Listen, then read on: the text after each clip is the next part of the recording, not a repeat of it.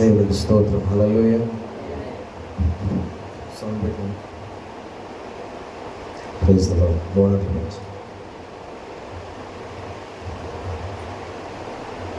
Praise the Lord. Hallelujah. Hallelujah. Praise the Lord. Praise the Lord. Hallelujah. కీర్తన పాడమని ప్రభు నన్ను కనపరచుకొని నా జీవితం తెల్లగావితం నా కీర్తన పాడి ప్రభు కనపరచు.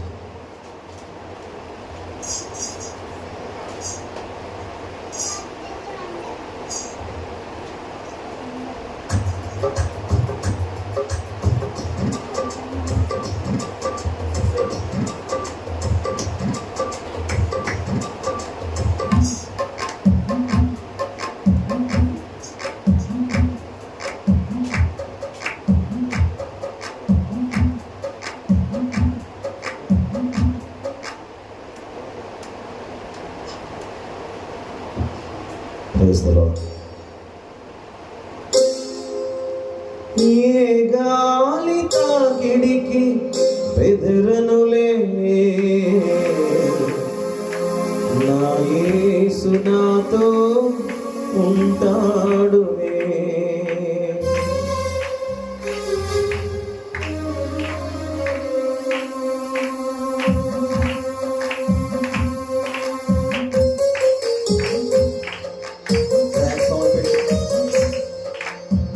మైకోడు.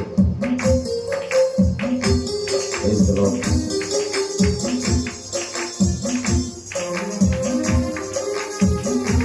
అందరూ చప్పట్లు కొడుతూ నాతో కలిసి పాడండి.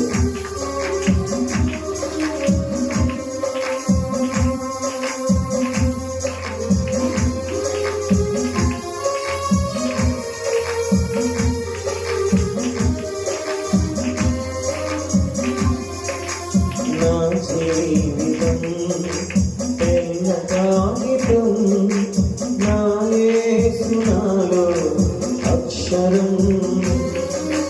నా జీవితం తెల్ల కాగితం, నా యేసు నాలో అక్షరం. ఏ గాలి తాకిడికి బెదరనులే, నా యేసు నాతో ఉంటాడులే. ఏ గాలి తాకిడికి బెదరనులే, నా యేసు నాతో ఉంటాడులే. నా జీవితం తెల్ల కాగితం, నా యేసు నాలో అక్షరం.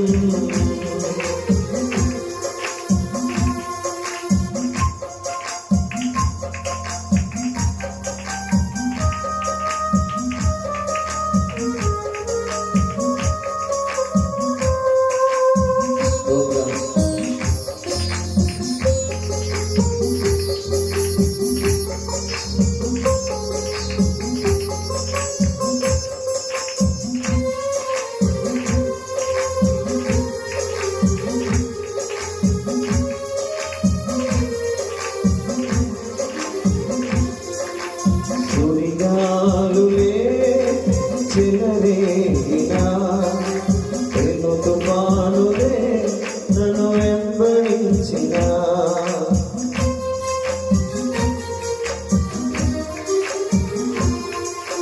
సుడిగాలులే చెలరేగినా, పెను తుఫానులే నన్ను వెంబడించినా, అంధకార బంధము నా కట్టుగోడ వేసిన,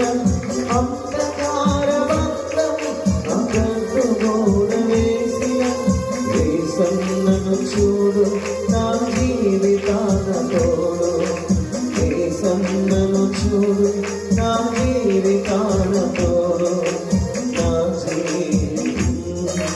తెల్ల కాగితం నా యేసు నాలోని అక్షరం నా జీవితం తెల్ల కాగితం నా యేసు నాలోని అక్షరం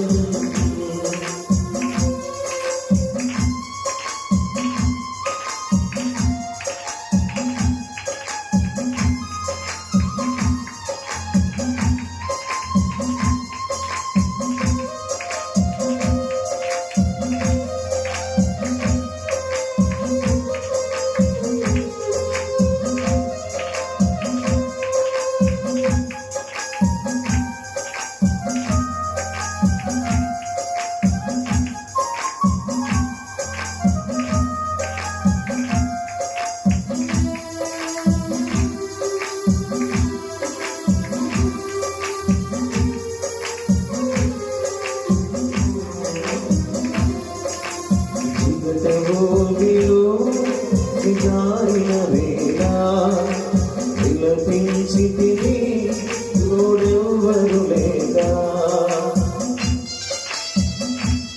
స్తోత్రం జిగటభూమిలో నీ జారిన వేళ విలపించితివి తోడెవ్వరు లేదా నా బంధుమిత్రులు నన్ను కానలేదు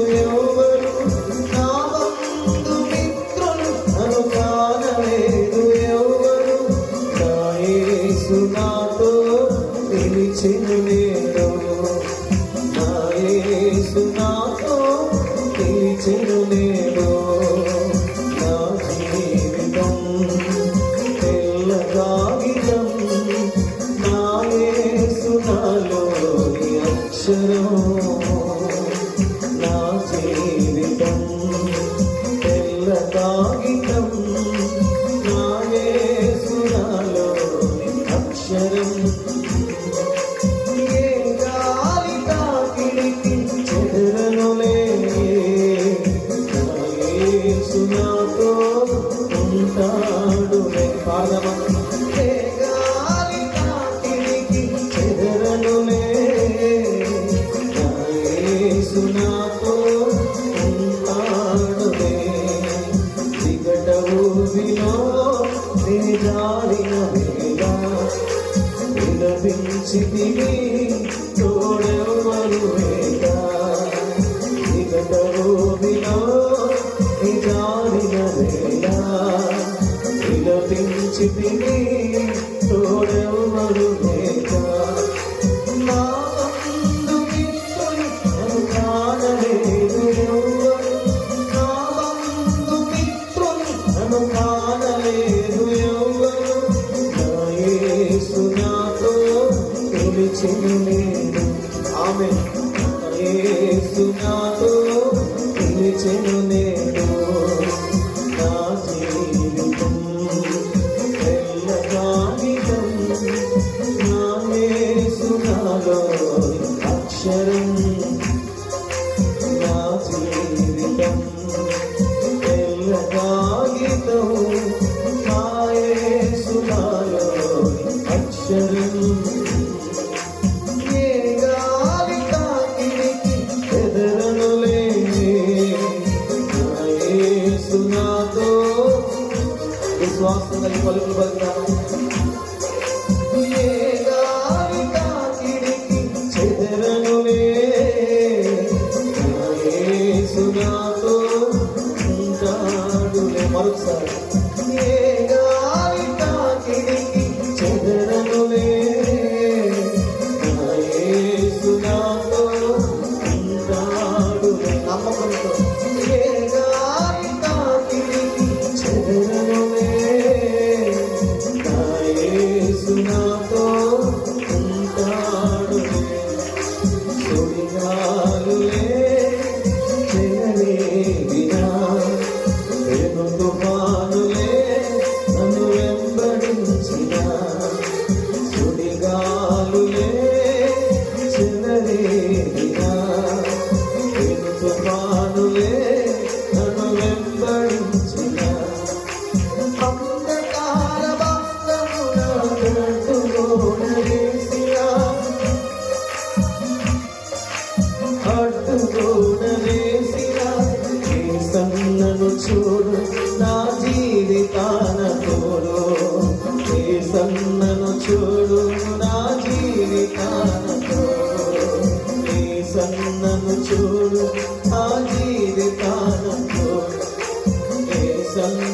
చూడు నా జీవితాన తోడు నా జీవితం ఎల్లగాగితం నా యేసు నాలోని అక్షరం నా యేసు నాలోని అక్షరం నా యేసు నాలో అక్షరం.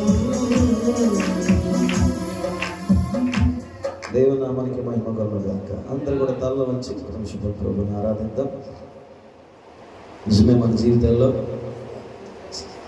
చెదిరిపోయే పరిస్థితులు, బెదిరిపోయే పరిస్థితులు, కోకొల్లగా మనల్ని వెంటాడిన ఈరోజు మనం ఇలా నిలిచి ఉన్నామంటే యేసయ్య మన తోడుగా ఉన్నాడు కాబట్టి. ఈరోజు మనం ఇలాగ కలిసి ఉన్నామంటే దేవుని సంతానంలో అది కేవలం దేవుడు మనకు తోడుగా ఉన్నందుకే. యేసయ్యా యేసయ్యా అని చెబుతూ ప్రభు మహిమపరచండి, ప్రభు మహిమపరచండి. హల్లెలూయా హల్లెలూయా హల్లెలూయా హల్లెలూయా హల్లెలూయా. యేసయ్యా నీకు స్తోత్రం, యేసయ్యా నీకు స్తోత్రం. హల్లెలూయా హల్లెలూయా హల్లెలూయా హల్లెలూయా హల్లెలూయా హల్లెలూయా హల్లెలూయా హల్లెలూయా హల్లెలూయా హల్లెలూయా. స్తోత్రము నాయనా, స్తోత్రములు రాజా, స్తోత్రము నా తండ్రి. పరిశుద్ధుడా పరిశుద్ధుడా పరిశుద్ధుడా పరిశుద్ధుడా. మహోన్నతుడా నీకు స్తోత్రం, మహోన్నతుడా నీకు స్తోత్రం. హల్లెలూయా హల్లెలూయా హల్లెలూయా హల్లెలూయా.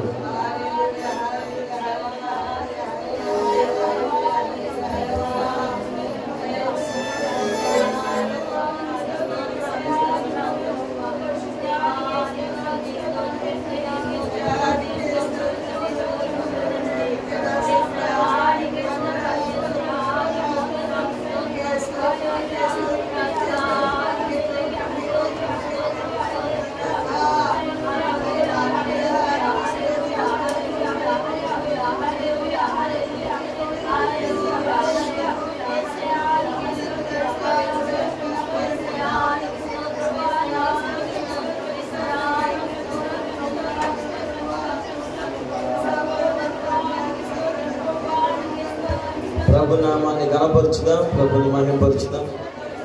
స్తోత్రాలు స్తోత్రాలు స్తోత్రం అని చెప్తూ ప్రభుని ఆరాధించండి.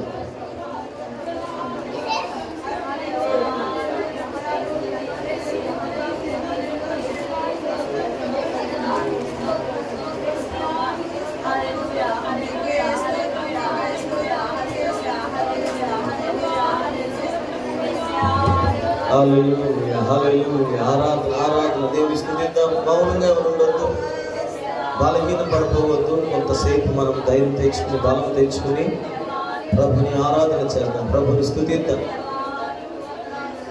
ప్రభు ఉత్తముడని, ఆయన సమీపముగా ఉన్నప్పుడే ఆయన రుచి చూడమని దేవుని పరిశుద్ధ గ్రంథములో అనేక మాటలు రాయబడ్డాయి. ప్రియులారా, మనం ఇంకా దేవుని కృప ద్వారా క్షేమ స్థితిలో ఉండగానే మన రక్షకుడైన ప్రభుని మనం పరచవలసిన గడియలు అవసరతలు మన మీద ఉన్నాయి. అందరము కలిసి యేసయ్యా నీకు స్తోత్రం అని చెప్తూ ఆయన నామాన్ని కనపరచుతాం, ఆయన నామాన్ని స్తుతిద్దాం.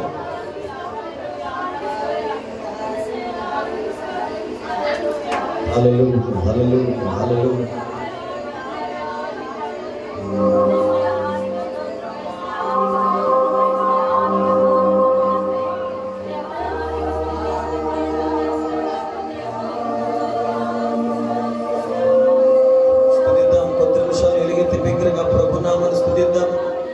ఏ ఒక్కరు మౌనంగా ఉండకుండా అందరం కలిసి ప్రభుని మహిమపరచుదాం. ప్రియమి నిదానములో ఉండే ఆనందాన్ని వ్యక్తపరుస్తూ గడిచినటువంటి వారం నుండి వారం వరకు మమ్మల్ని అందరినీ కాచి కాపాడి భద్రపరిచి ప్రభువా నీ మందిర ఆవరణలను స్తుతించి ఆరాధించి నేను కనపరిచే భాగ్యాన్ని నాకు ఇచ్చినందుకు నీకు వందనాలు. చాలా మందికి లేని ధన్యతను నాకు ఇస్తున్నావు, అందుకే నీకు వందనాలు. సమృద్ధి అనుభవాన్ని ఇస్తున్నందుకు నీకు స్తోత్రాలు. లేమిలో నుండి సంపన్న స్థితి అయ్యా నడిపిస్తున్నందుకు నీకు స్తోత్రం స్తోత్రం స్తోత్రం స్తోత్రం. హల్లెలూయా హల్లెలూయా హల్లెలూయా హల్లెలూయా హల్లెలూయా హల్లెలూయా. యేసయ్యా నీకు స్తోత్రం, యేసయ్యా నీకు స్తోత్రం.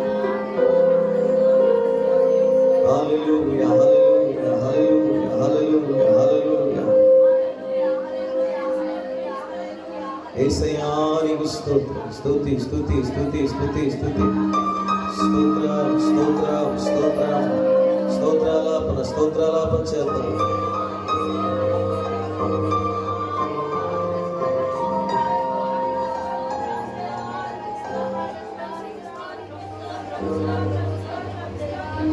హల్లెలూయా హల్లెలూయా హల్లెలూయా హల్లెలూయా హల్లెలూయా. యేసయ్యా నీకు స్తోత్రం. దేవా నీకు స్తోత్రం స్తోత్రం స్తోత్రం. అలాగే నిమిషాలు కొన్ని నిమిషాలు చేతులు పైకి చాపి దేవుడు మహిమపరచండి. మోకాల పైకి నిలబడి చేతులు పైకి చాపి దేవుడికి స్తోత్రం చెప్పండి. కొత్త నిమిషాలు మనము దేవుని స్వాధీనంలోనే పెట్టుకుని మన దేవుని కనపరుచున్నాం. హల్లెలూయా హల్లెలూయా హల్లెలూయా హల్లెలూయా హల్లెలూయా. యేసయ్యా యేసయ్యా స్తోత్రం. యేసయ్యా నీకు స్తోత్రం. హల్లెలూయా హల్లెలూయా.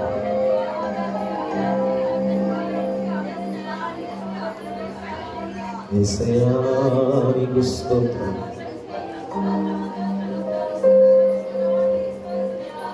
ప్రియుని సన్నిధానములో నుండి ఆనందాన్ని స్తుతుల మూలముగా నీవు నామాన్ని చెల్లిస్తూ నామాన్ని కనపరుచుతున్నాను. హల్లెలూయా. యేసయ్యా నీకు స్తోత్రమునందు ఖముడైన దేవా నీకు స్తోత్రం. గొప్ప దేవుడా నీకు స్తోత్రం. హల్లెలూయా హల్లెలూయా హల్లెలూయా.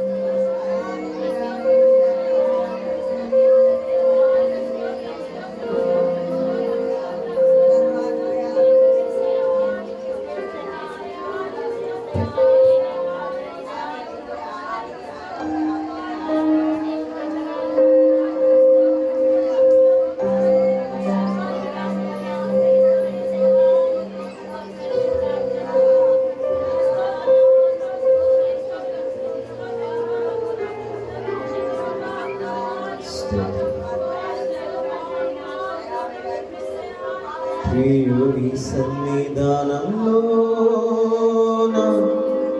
ఆనందమానందమే మాటల్లో చెప్పలేనిది ప్రియుని సావాసమే. చిన్న ప్రార్థన చేద్దాం. ప్రభువా, ఈరోజు ఈ సంతానం నుండి ఆనందం సంతోషం నా హృదయంలో నా మధ్యలో దయచేయి. ప్రభు తండ్రి నిన్ను కనపరిచే భాగ్యం దయచేయి. కనపరిచే భాగ్యం దయచేయి. స్తోత్రం స్తోత్రం స్తోత్రం.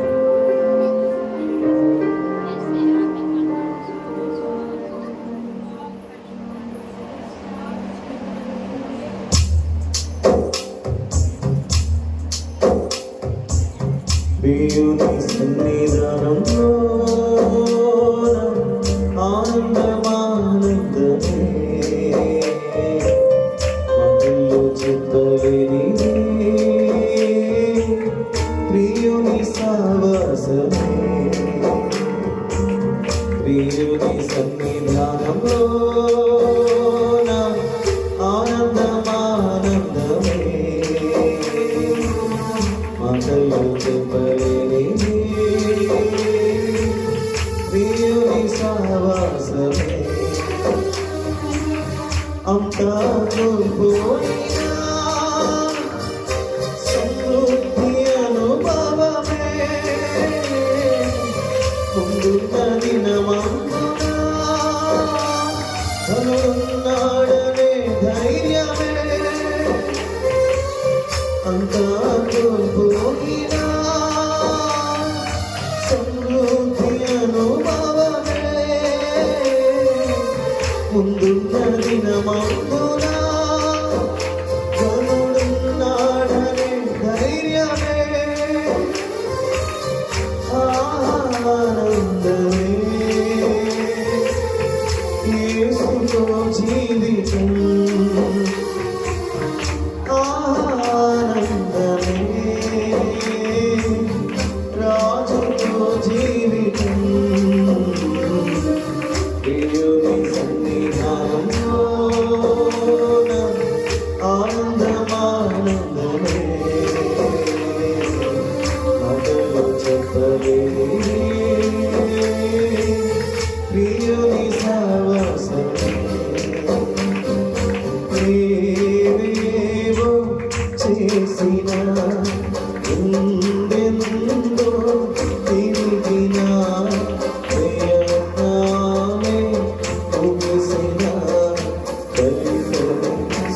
శూన్యమై మారినా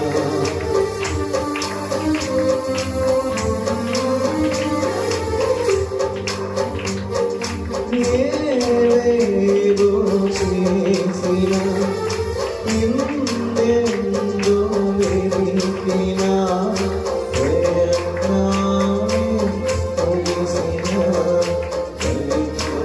శూన్యమై మారినా మాట సెలవిచ్చినా తన ఉద్దేశం స్థిరపరచెను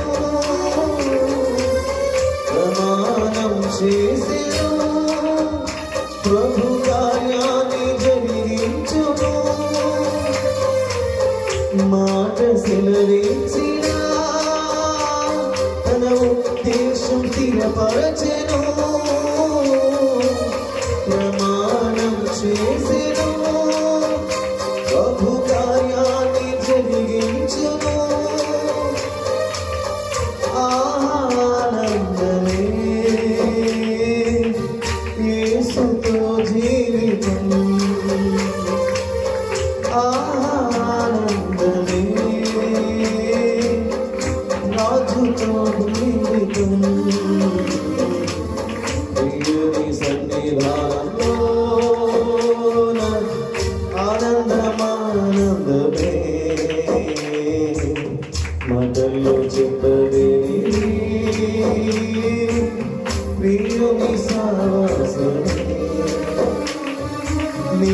నీవేగా ఆతుడా నీలోనే మనుగడా నీవుంటే అండగా బ్రతుకంతా అండగా నీవేగా ఆతుడా నీలోనే మనుగడా నీవుంటే అండగా బ్రతుకంతా అండగా వేలాది దూతలలోన కనుడైన నా దేవుడు నా పక్షమై నిలిచెను అన్నీ తానాయను యేసయ్యా వేలాది దూతలలోన కనుడైన నా దేవుడు నా పక్షమై నిలిచెను అన్నీ తానాయను ఆనందమే యేసులో జీవితం ఫలితం ఆనందమే రాజుతో జీవితం ప్రియుని సన్నిధానం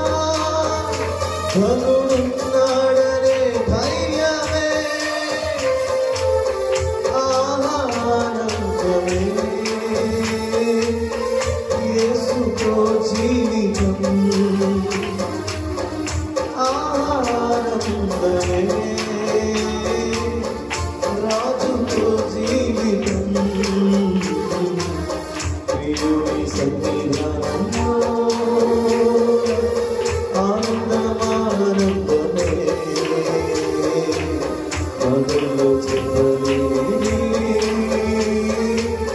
ప్రియుని సహవాసమే, ప్రియుని సన్నిధానంలో ఆనందమానందమే. మాటల్లో చెప్పలేని ప్రియుని సహవాసమే. ప్రార్థన చేద్దాం. మహాగణుడ, శాశ్వతమైన ప్రేమతో ప్రేమించి మా యేసు రక్షక, ఈ పరిశుద్ధమైన శ్రేష్టమైన నామానికి కృతజ్ఞతాస్తుతులు చెల్లిస్తున్నాను. గడిచినటువంటి దినాలన్నీ కూడా మాకు మీ కృప అనుగ్రహించి మరలా ఈ యొక్క ఉదయకాల సమయంలో మీ మందిరాన్ని నిలిచి ఆరాధించి నేను కనపరిచే భాగ్యాన్ని నాకు ఇచ్చినది మీకు వందనాలు ప్రభువా. చాలామందికి ధన్యత, మమ్మల్ని ప్రేమిస్తూ మాకు ఇస్తున్నారు. ఈ విలువైన సన్నిధి మేము గుర్తరడానికి సహాయం. కొంతమందిగా వచ్చాము, మాతో మీరు ఉండండి, మమ్మల్ని బలపరచండి. ఆరోగ్య శక్తితో నింపి జరిపోయే ఆరాధన నామాన్ని మాత్రం జరిగించు. యేసునామమున ప్రార్థన చేస్తున్నాము తండ్రి, ఆమేన్.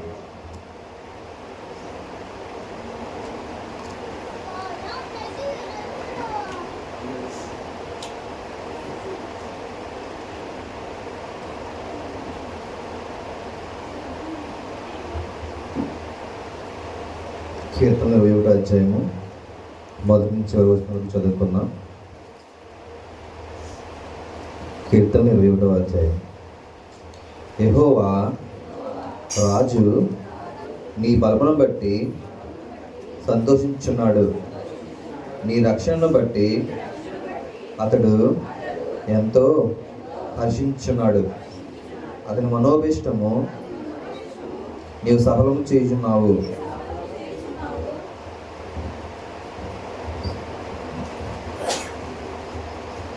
అతని పెదవుల్లో నుండి వచ్చిన ప్రార్థన నీవు మానక అంగీకరించున్నావు.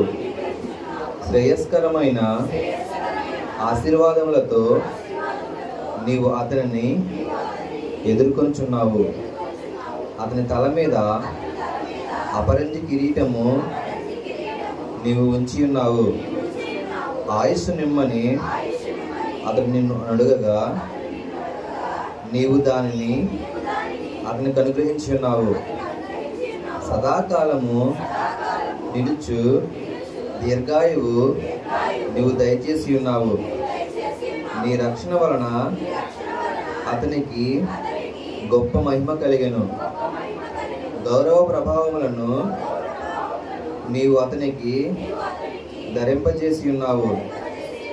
నిత్యము ఆశీర్వాద కారకుడుగా నుండినట్లు నీవు అతన్ని నియమించి ఉన్నావు. నీ సన్నిధిని సంతోషంతో అతన్ని నొల్లసింపజేసి ఉన్నావు. ఏలయనగా రాజు యెహోవా యందు నమ్మకించున్నాడు. సర్వోన్నతుని కృపచేత అతడు కదలకుండా నిలుచును. నీ హస్తము నీ శత్రువులందరినీ చిక్కించుకొనును. నీ దక్షిణ హస్తము నిన్ను ద్వేషించు వారిని చిక్కించుకొనును. నువ్వు ప్రత్యక్షమైనప్పుడు వారి అగ్నిగుండము వలె అగుదురు. తన కోపం వలన యెహోవా వారిని నిర్మూలము చేయును. అగ్ని వారిని దహించును. భూమి మీద ఉండకుండా వారి గర్భఫలమును నీవు నాశనం చేసేదవు.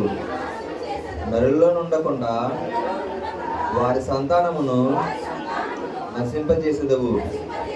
వారు నీకు కీడు చేయవలనని ఉద్దేశించిరి, దురుపాయములు పన్నిరి, కానీ దాన్ని కొనసాగింపలేకపోయిరి. నీవు వారిని వెనుకకు రిప్పివేసేదవు. నీ వింటి నారులను బిగించి వారిని ముఖం మీద కొట్టుదువు. యెహోవా నీ బలమును బట్టి నిన్ను హెచ్చించుకొనుము. మేము గానము చేయొచ్చు నీ పరాక్రమమును కీర్తించెదము. ఆమేన్.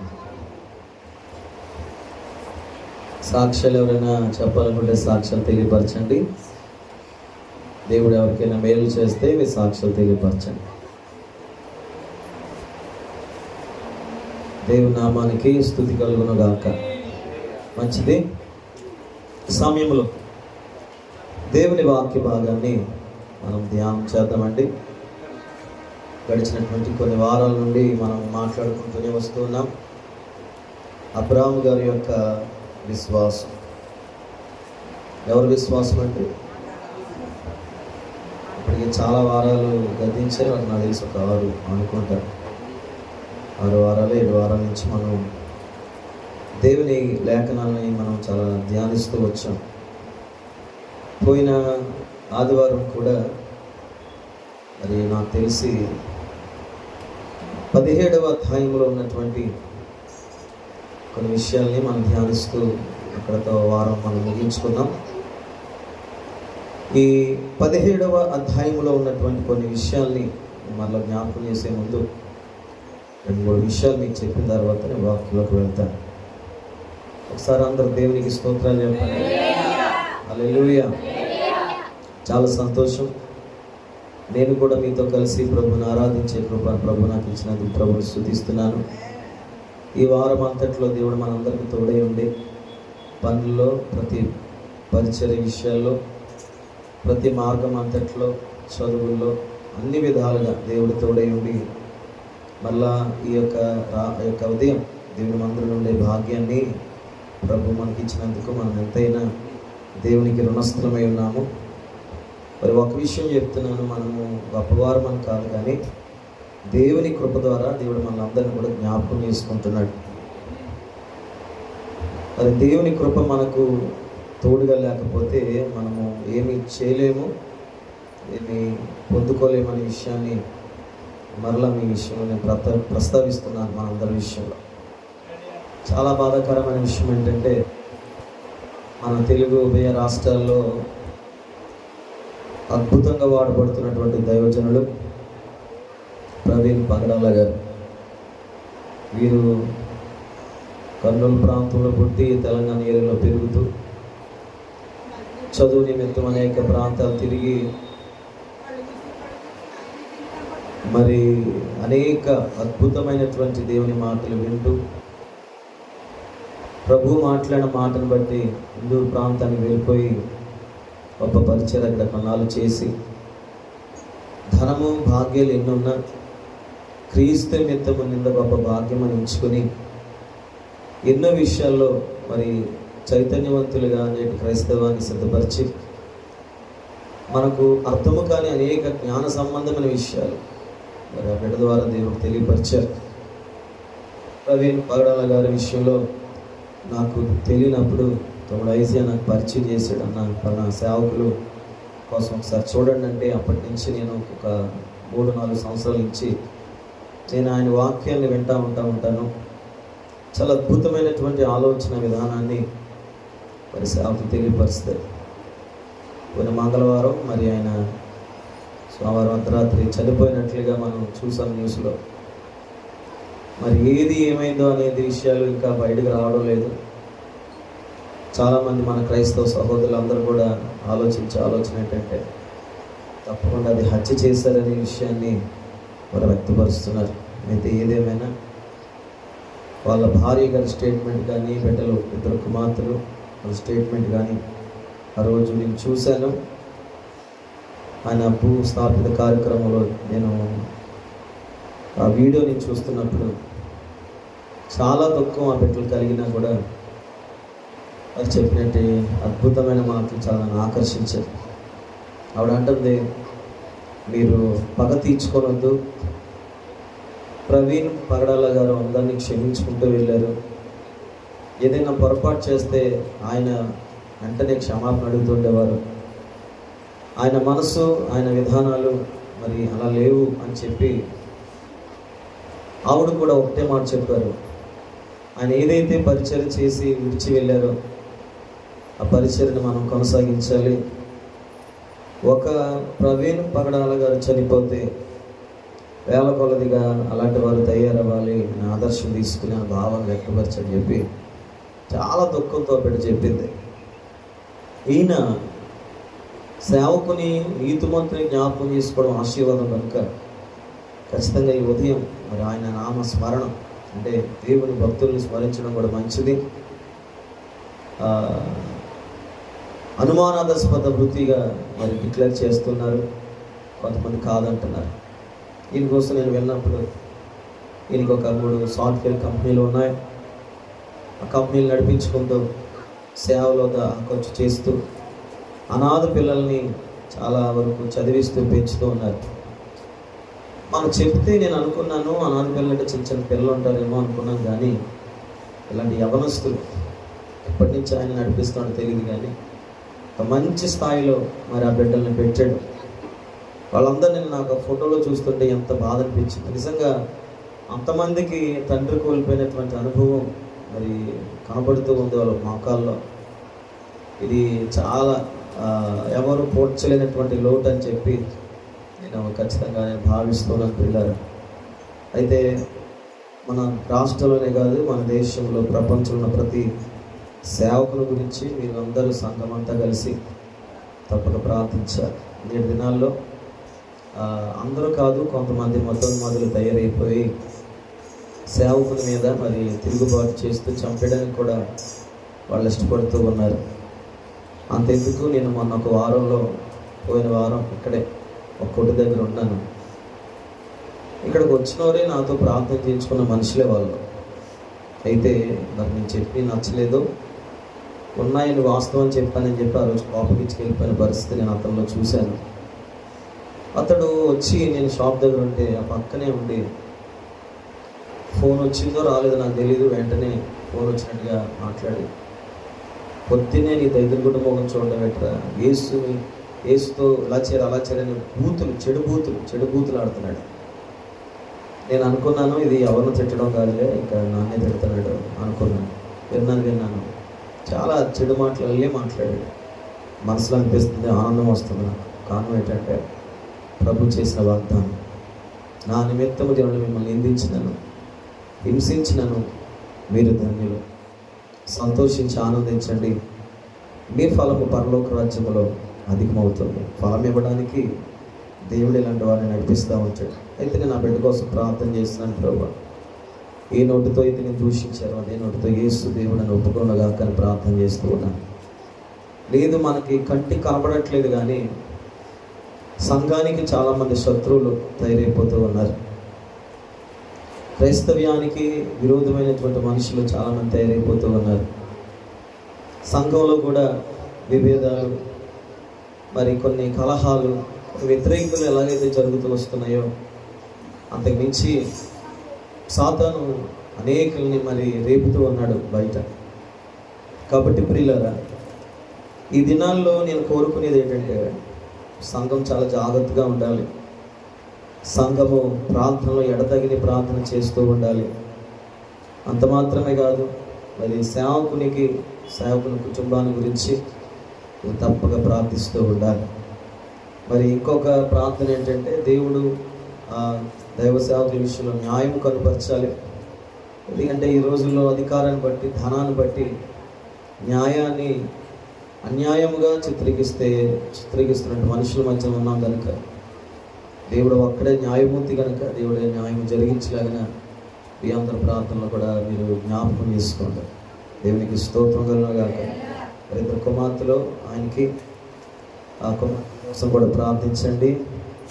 అలాగే చాలా పరిచర్య, ఆయన విధవరాండ్లను, చిన్న పిల్లల్ని, అనాథల్ని, అలాగే బలహీనంగా ఉన్నటువంటి రోగుల్ని ఎంతోమందికి ఆదరిస్తూ ఉంటాడు. ఆయన ఎంతో ఉన్నప్పటికీ కూడా మరి సాధారణమైన మనిషిగా బ్రతికి గొప్ప లక్షణం కలిగినటువంటి వాడు ఈయన పాస్టర్ గారు.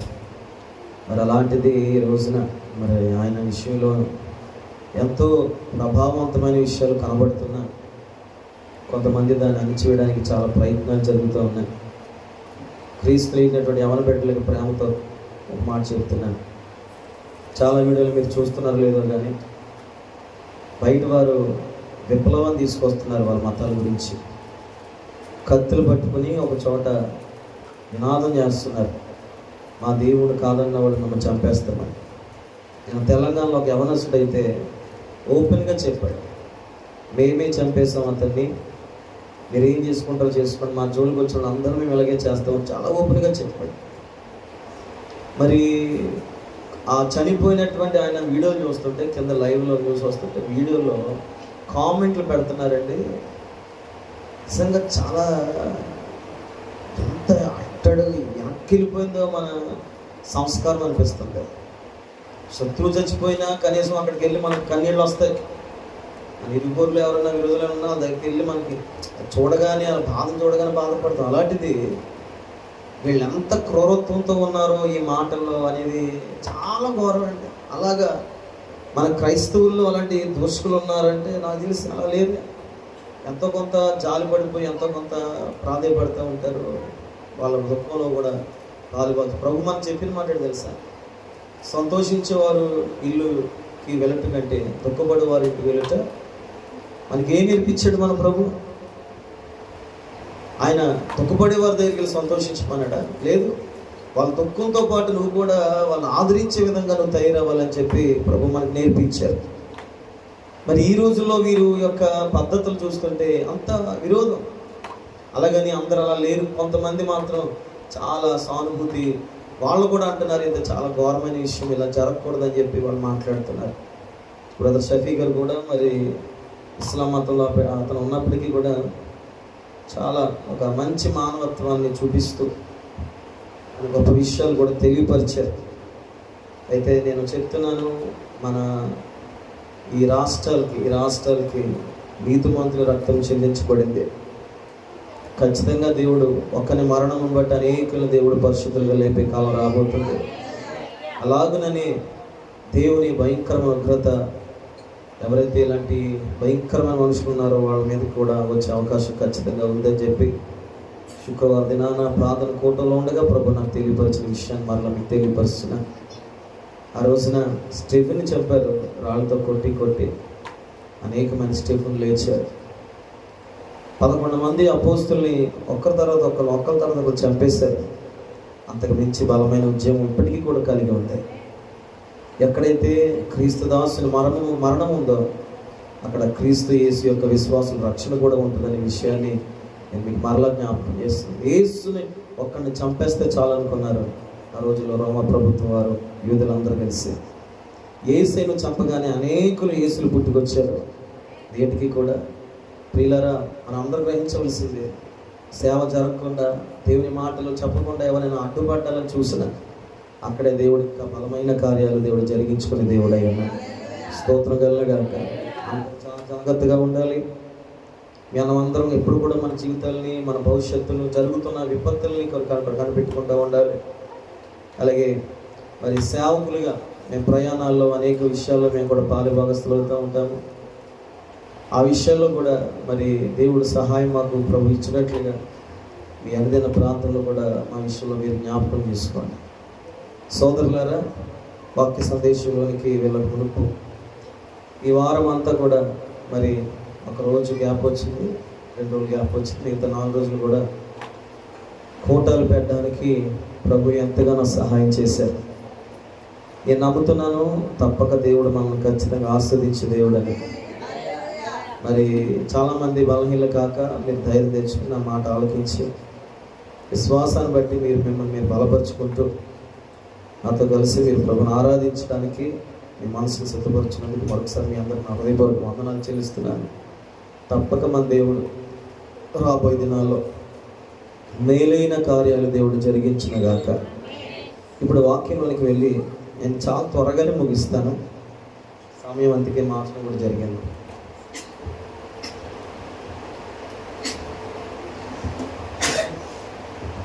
పరిశుద్ధ గ్రంథంలో పోయిన వారం మనం చదువుకున్నాము, 17వ అధ్యాయంలో అబ్రాముతో దేవుడు మాట్లాడాడు. 2 విషయాలు అబ్రాముని అడిగాడు దేవుడు. నా సన్నిధిలో నడుచుచు నిందారహితుడవై ఉండు అన్నాడు. ప్రియులారా, దేవుని దగ్గర తీర్మానం అవసరమా? సమర్పణ అవసరమా? మనము ఏదైతే కొన్ని విషయాల్లో వెనకబడుతున్నామో, ఏది మనల్ని వెనకలాగుతుందో ఆయా విషయాల్లో ప్రభు దగ్గరికి వచ్చి మనపూర్వకంగా తీర్మానం చేసుకోవడం అవసరం అంటే అవును. కొన్ని సందర్భాల్లో దేవుడే వాళ్ళకి ఏం చేయాలో చెప్తాడు. మరి కొన్ని సందర్భాల్లో ప్రభు ఆత్మ మనల్ని ప్రేరేపిస్తూ ఉంటుంది. దీని అంతటికీ మూలమేంటి? దేవుడు ఎందుకు ఇలా చేస్తాడు? ఆయన ప్రేరేపించిన, సమర్పణ వైపు నడిపించిన దీని అంతటికీ మూలమేంటో తెలుసా? నీతో ఒక గొప్ప నిబంధన ప్రభు చేయడానికి ఇష్టపడతాడు. నీ తీర్మానం లేకపోతే, నీ అంగీకారం లేకపోతే, ప్రభుతో నువ్వు ఏకమవ్వకపోతే, ఒక కమిట్మెంట్ లేకపోతే, ఒక ప్రమాణం లేకపోతే, ఒక ఒడంబడిక లేకపోతే, ఒక మనిషితో నువ్వు ఎలాగ నడవలేవో అంతకు మించి దైవునితో కూడా నువ్వు నడవలేవు అనే విషయాన్ని నేను మరలా మీకు జ్ఞాపకం చేస్తున్నా. ఒక పనికి కుదిరే వ్యక్తి, ఒక ఆఫీసులో కుదిరే వ్యక్తి, అతనికి ఉద్యోగం కోసం ప్రయత్నం చేసినప్పుడు ఇంటర్వ్యూలు జరుగుతాయి. ఆ ఇంటర్వ్యూలో రెజ్యూమ్ అంతా చూపించాలి. అంత అయిన తర్వాత అధికారులు అడుగుతారు, నువ్వు ఎంత ఎక్స్పెక్ట్ చేస్తున్నావు మా ద్వారా? మంత్లీ ఎంత ఎక్స్పెక్ట్ చేస్తున్నావు? అయ్యా నేను మరి ఒక 30,000 అనుకుంటున్నాను అని చెప్తే, అతనికి అంగీకారం అయితే ఓకే అంటాడు. లేకపోతే నీకు ఒక 25 ఇస్తాను, రాబోతున్న దినాలు నువ్వు పెంచుతాను అంటాడు. ఇరువురు ఓకే అనుకుంటేనే అక్కడ సంతకాలు పెట్టబడతాయి ఫైల్ మీద. ఆ తర్వాత నుంచి అతను ఉద్యోగం చేయాలి. ఇది లోకపరమైనటువంటి ధర్మాలు. ఈ యొక్క ఆ మాట తీసుకుని ఆ ఉద్యోగ వ్యక్తి కూడా ఉద్యోగాన్ని పని చేయడానికి ప్రారంభిస్తాడు.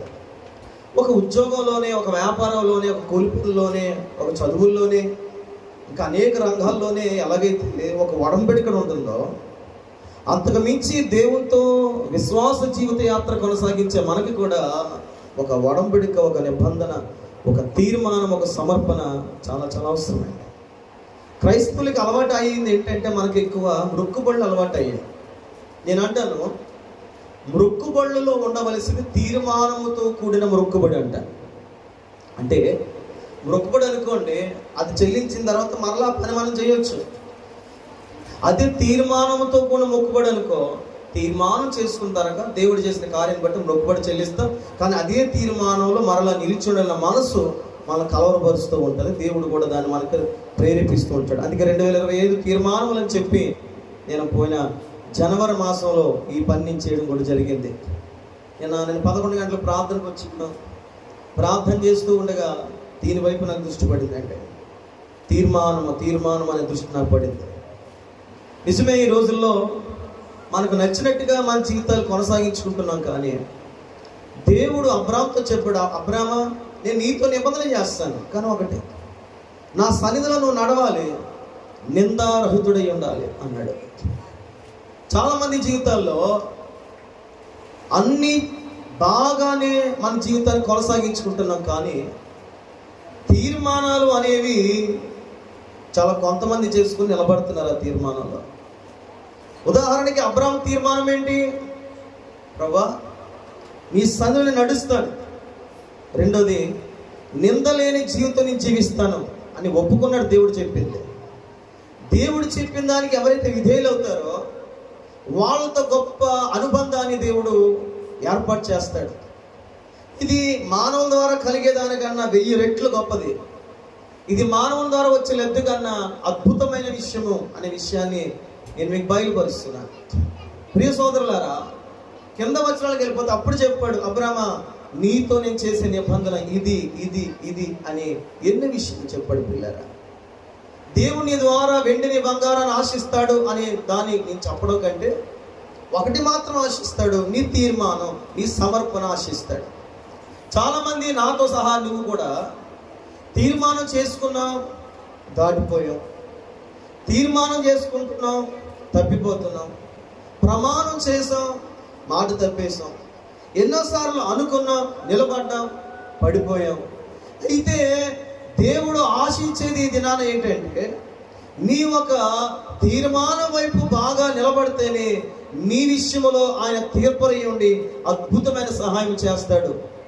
అలా నువ్వు లేకపోతే మనమే దేవుని కార్యాలు ఏం చేసుకుంటున్నామంటే అలా దూరం చేసుకుంటాం, వెనక్కి గెంటేసుకుంటున్నాం. అందుకే ప్రియులారా, ఒక డెడికేషన్ కావాలి సంఘానికి, ఒక క్రమశిక్షణకు ఉన్నటువంటి మార్పు రావాలి సంఘానికి. సంఘ విశ్వాసులకి అందరికి కూడా ఒక ప్రత్యేకమైన మనసు పుట్టాలి. ఏంటంటే నేను ఎందుకు దేవునితో ఇలా ఉండకూడదు, ఇలా ఉండాలి, ఈ విధంగా ప్రతి క్రైస్తవుడికి నాతో పరిధిలో మనం పెట్టుకోవాలి. పరిధి ఉండాలి, మనకు ఒక పొలిమేర ఉండాలి, మనకు ఒక సరిహద్దు ఉండాలి. చూడండి, ఒక ఊరికి పొలిమేర అవసరం, ఒక ఇల్లుకి సరిహద్దు అవసరం. ఎందుకంటే అక్కడి వరకే నువ్వు లిమిట్గా ఉండాలి, మిగతాదంతా కూడా నీది కాదు. అలాగుననే లోకంలో బ్రతుకుతున్నటువంటి మనకు ఈ సరిహద్దులు అవసరమై ఉంది. ఎందుకు సరిహద్దులు అవసరమో చెప్పన, ఈ లోకంలో ఉన్నదంతా కూడా నేత్రాశయు, జీవుడం, శరీరాశ అని కాబట్టి లోకములో ఉన్నవన్నీ కూడా దేవుని ద్వారా పుట్టినవి కావు, కానీ అపవాది ద్వారా పుట్టినవి అన్నాడు. కాబట్టి లోకపరమైన అనేక విషయాల్లో ఖచ్చితంగా మానవుడికి ఏముండాలి తెలుసా? పరిధి ఉండాలి. ఈ పరిధిలోంచి రావాల్సింది ఏంటంటే తీర్మానం రావాలి.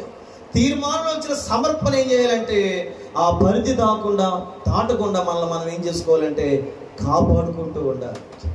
ఇలాగున నేను బాగా గమనించగలిగితే బైబిల్లో కొంతమంది ఉన్నారు అలాంటి వాళ్ళు. యోసేపు ఒక పరిధి పెట్టుకున్నాడు. ఏంటో తెలుసా? యజమాని భార్యను నేను ముట్టకూడదు. యోసేపు ఒక పరిధి పెట్టుకున్నాడు, నాది కానిది నేను ఎప్పుడు కూడా ఆశించకూడదు. అలాగుననే షడ్రకు, మేషకు, అబేద్నెగోలు కూడా పరిధి పెట్టుకున్నారు, నా దేవునికి తప్ప దేనికి నేను మొక్కను. దానియేలు కూడా ఒక పరిధి పెట్టుకున్నాడు, నేను నా దేవునికి మోకాలు వేడి తప్ప వేరే దాని దగ్గర సాగిలి. ఈ పరిధి పెట్టుకున్న వాళ్ళకి, ఈ తీర్మానంలో ఉన్న వాళ్ళకి వచ్చేది ఆశీర్వాదాలు కాదు, ముందు పరీక్షలు వస్తాయి. తీర్మానంలో సమర్పణతో నడిచే వాళ్ళకి ఎన్నో అడ్డులు వస్తూ ఉంటాయి. తీర్మానంలో సమర్పణతో ఉన్న వారికి లోకపరమైనటువంటి శ్రమలు విస్తరిస్తూ ఉంటాయి. కానీ నువ్వు గమనించవలసింది, ఎంత గొప్ప సాక్షి సమూహము కూడా అలాగే జరిగింది కనుక ఈరోజు నాకు కూడా అలాగే జరుగుతున్న విశ్వాసాన్ని బలపరుచుకోవాలి తప్ప పరిధి నుండి పరిగెత్తుకుని అనుభవం పారిపోవడానికి మనకి వీల్లేదండి. స్తోత్రం కలుగుగా.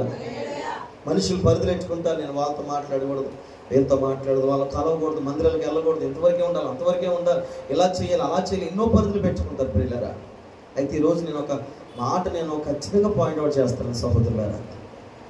లోకముతో కొన్ని విషయాల్లో నువ్వు పరిధి పెట్టుకోలేనా తమ్ముడా, చెల్లి, అమ్మ, అందరికీ మాట ప్రేమతో చెప్తున్నాను. నీ మీద ద్వేషం కదా, యేసయ్య ప్రేమతో మాట చెప్తున్నాను. ఒక పరిధి పెట్టుకోను దేవుని దగ్గర. ఇప్పుడు మనం పరిధులు తప్పి పరుగులెడుతున్నాము లోకంలో. ఈ పరిధులు తప్పి పరిగెట్టడాన్ని బట్టి ప్రయాసం అయిపోతుంది మన బ్రతుకులు. ఒక మాట చెప్పన, ప్రమాదాలు కూడా వెంటాడుతున్నాయి. ఈ పరిధిలో నువ్వు ఉండగలిగితే ఆ పరిధిలోని ఉన్నతమైన పరుగు పందెములో నేను గెలిపించడానికి ఎప్పుడు యేసు ప్రభు సిద్ధంగా ఉన్నాడు. ఆ పరిధి దాటి నువ్వు పరిగెడితే ప్రమాదం. దైవ పరిధిలోనే ఉండి పరిగెడితే తగిన బహుమానం దేవుడు నీకు ఇవ్వబోతున్నాడు. అబ్రాహాముకు ఒక బహుమతి ఇవ్వడానికే, అబ్రాహామును ఒక స్థిరమైన పరిస్థితిలో పెట్టడానికే, అబ్రాహామును ఆస్వాదించడానికే దేవుడు అంటాడు, అబ్రాహాము నీ ద్వారానే 2 తీర్మానాలు కావాలి, సమర్పణలు కావాలి. ఏంటి ప్రభు అవి? నా సన్నిధిలో నేను ఉన్నాడు, ఎక్కడ పడితే అక్కడ వెళ్ళొద్దు, ఏ పని చేస్తా పని నువ్వు చేయొద్దు. ఎవరో ఏదో దానికి ప్రయాసపడుతూ ఉంటారు, అదని పక్కకు పెట్టు. నేను ఎన్నుకున్నాను, నా సన్నిధిలో ఎక్కువ గడుపుతూ ఉంటాను. నా సన్నిధిలో ఉండే ఆలోచన, నా సన్నిధిలో ఉండేటువంటి పద్ధతులు, నా సన్నిధిలో ఉండే మాటను వింటూ నడుస్తూ ఉండే అబ్రాహాము. అలాగేనయ్యా. రెండోది ఏం చేయాలి? నింద నీ మీద ఎప్పుడు పెట్టుకోవద్దు, నింద కలిగే పనులు ఎప్పుడు చేయొద్దు, ఇతరులు బాధకరంగా ఉండొద్దు.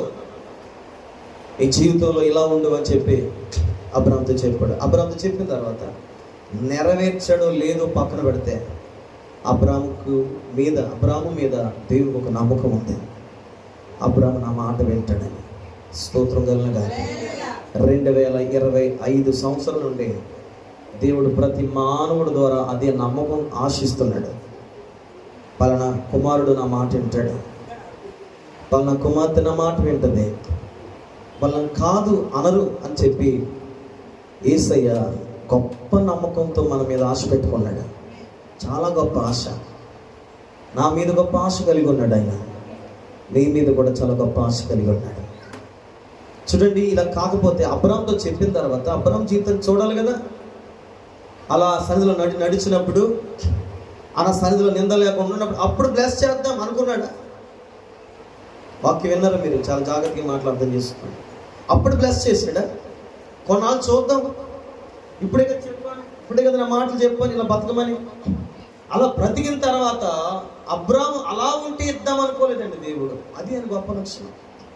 నువ్వు ప్రభుని నమ్ముకున్న తర్వాత, ప్రభుకి ప్రార్థన చేసిన తర్వాత నేను ఆయన నమ్మేస్తాడు.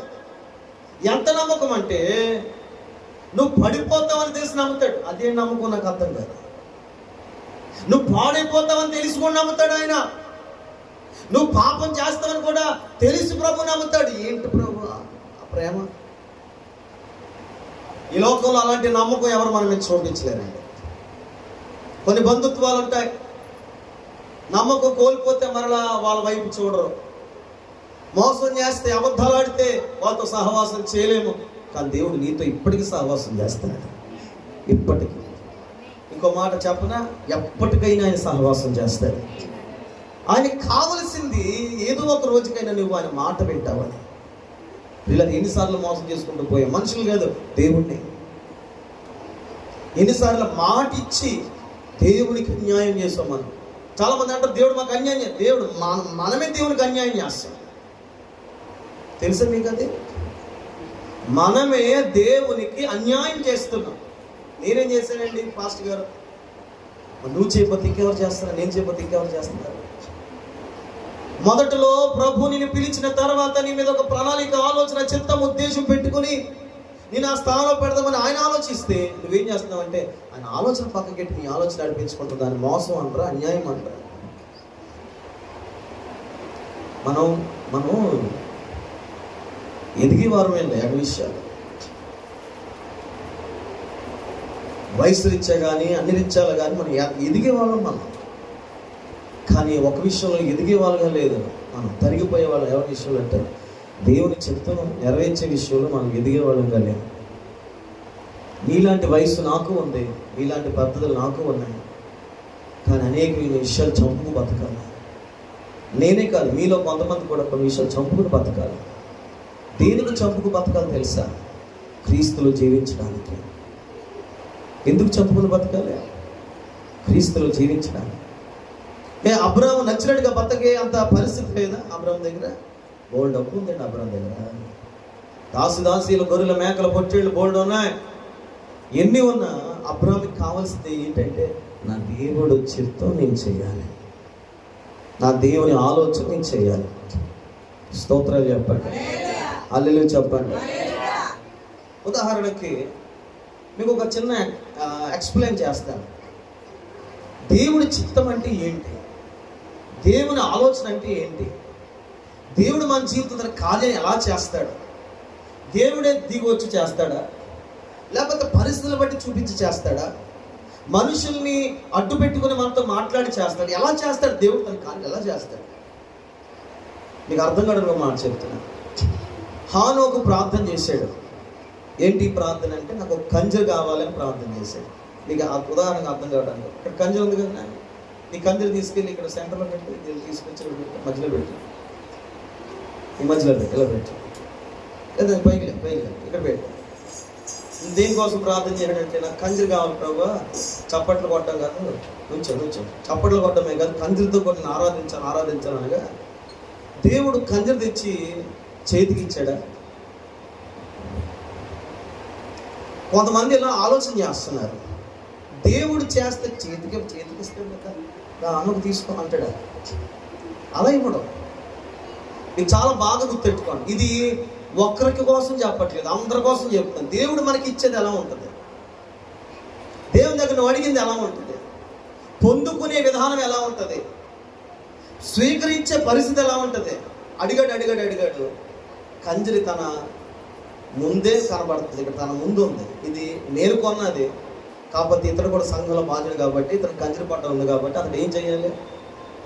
నా దగ్గర ఉన్నటువంటి కంజరిని ఏం చేయాలి? వచ్చి అన్న కంజరి ఇస్తే నేను వాయిస్తాను అన్న. కంజరి ఉందయ్యా, నన్ను అడగట్లేదు, నువ్వు తీసుకోవడం లేదు. ఇక్కడ ఒక మాట చెప్తాను. వాగ్దానం అక్కడే ఉంది, నెరవేర్పు అక్కడ ఉంది. నన్ను అడగట్లేదు, తీసుకోవట్లేదు. ఇది మొదటి విషయం, దేవుని అడిగి తీసుకోవడం. రెండోది ఏంటంటే అడిగిన తర్వాత ఇచ్చేసాను, తీసుకోవయ్యా అని పెట్టాను. ఎక్కడ ఉన్నాడని తీసుకోవాలని పెట్టేశాను. ఇప్పుడు అతని ఆలోచన ఎలా ఉంటుందంటే, దేవుడి చిత్తం ఉంటే ఆ కంచి నా దగ్గర రావాలి.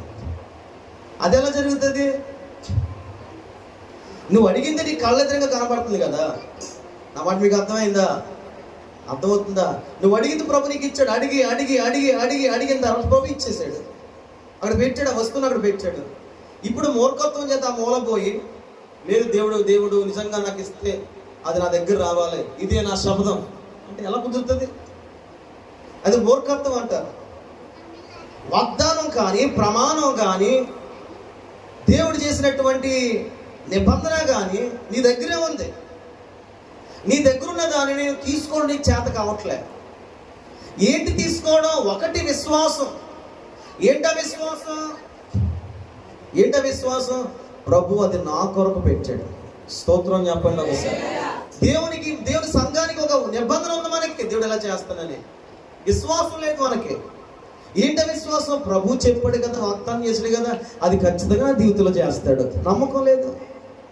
ఇప్పుడు దేవుని చిత్తం అని 100 సార్లు మాట్లాడుతూ మన పొద్దు లేచిన తర్వాత చాలా మంది ఇలా అంటారు, దేవుని చిత్తం అయితే చూద్దాంలేండి, దేవుడి చిత్తం అయితే చేద్దామని అంటారు. అసలు దేవుడి చిత్తం అంటే ఏంటో నాకు అర్థం కాదు. నీ దృష్టిలో ఏంటి చెల్లి? ఏంటి అసలు నీ దృష్టిలో ఏంటి అసలు దేవుడి చిత్తం అంటే?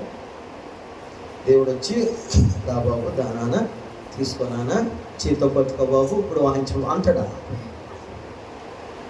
చెప్పండి. ఇశ్రాయేలుకి ఒక పాఠాన్ని ప్రభు నేర్పించింది. ఏంటి ఆ పాఠం అంటే, శత్రువుల మీద యుద్ధం చేయి, వారి కవులను నువ్వు స్వాధీనపరుచుకో అన్నాడు.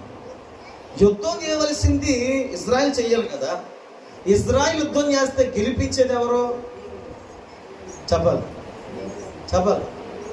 అంతేకాకుండా ఇజ్రాయెల్ ప్రజలు అదే ప్రభు నువ్వు యుద్ధం చేసేస్తే మేము పడుకుంటాం, హాయిగా పడుకుంటాం, మా దేరాల్లో మేము గొడ్లు వేసుకుని తలగడ్లు వేసుకుని తప్పుడు పడుకుంటాం, యుద్ధం చేసి శత్రువుని స్వాధీనం చేసేసి మమ్మల్ని నడిపించే ప్రభు అంటే దాన్ని ఏమంటారు? సోమరిపోతనం, మూర్ఖత్వం, దరిద్రం అంటారు దాన్ని. వాళ్ళు అన్నాడు, నేను వెంట ఉంటాను, మీరు పొందుకోండి, మీరు సాధించండి, మీకు విచారిస్తాను అన్నాడు. దైవ చిత్తం ఎలా పొందుకోవాలి అంటే, మీరు యుద్ధం చేయాలి ప్రాంతంలో. ప్రార్థన అనే యుద్ధం. మొదటి యుద్ధం ఏంటంటే ప్రార్థన, రెండవ యుద్ధం ఏంటంటే విశ్వాసం, మూడవ యుద్ధం ఏంటంటే నమ్మకం, నాలుగవది ఏంటంటే దేవుడు ఏదో విధమైన విషయం బట్టి వాటిని నాకు అనుగ్రహిస్తాడు అనే ఒక ఆలోచన కలిగి ఉండాలి. దైవికమైన ఆలోచన. స్తోత్రాలు చెప్తాను. ఒకడికి అది ఆ మనసు లేదు, కూర్చో. ఏంటో మనసు? 3 ధ్యానారాలు పొందుకున్నవాడు 6 చేసుకున్నాడు, 5 చేసుకున్నాడు. ఒకటి ఇచ్చినోడు మాత్రం ఇది దేవుని చిత్తం కాదు, భూమిలో దాచిపెట్టుకోవాలి. నేను ఈ భూమిలో నేను దాయకపోతే యజమానుడు వస్తాడు, అడిగేస్తాడు, తిట్టేస్తాడు, కొట్టేస్తాడు, చాలా మూర్ఖుడు అనుకున్నాడు వాడు. అంటే వీడు ఏం ఎరగలేదు తెలుసు? దేవుని మనస్సును వాడు ఎరగలేదు. ఏం ఎరగలేదు వాడు? దేవుని మనస్సు వాడు ఎరగలేదు. దేవుని మనసు ఎరిగిన వాళ్ళు అందరూ ఏం చేస్తారు? అభివృద్ధి చేసుకున్నారు. దేవుని చిత్తమైతే నాకు ఆ పాట దేవుడు నేర్పిస్తాడులే, దేవుడి చిత్తమైతే నాకు నేను మోకాలను ఎలా ప్రార్థన చేయాలో ప్రభు చెప్తాడులే, దేవుని చిత్తమైతే వాక్యం ఎలా చెప్పాలో ప్రభు నాకు నేర్పిస్తాడులే. అరే ఇవన్నీ ఇలాంటి మాటలన్నీ కూడా మూర్ఖపు మాటలు, చేతకాని మాటలు, పనికిమాలిన మాటలు. ఏమో మీ పిల్లలు ఉన్నారు, దేవుడి చిత్తమైతే నేను ఎగ్జామ్ రాకుండా నాకు సీట్ వచ్చేలా. అది ఎలా జరుగుతుంది? చెప్పండి, ఎలా జరుగుతుంది అది?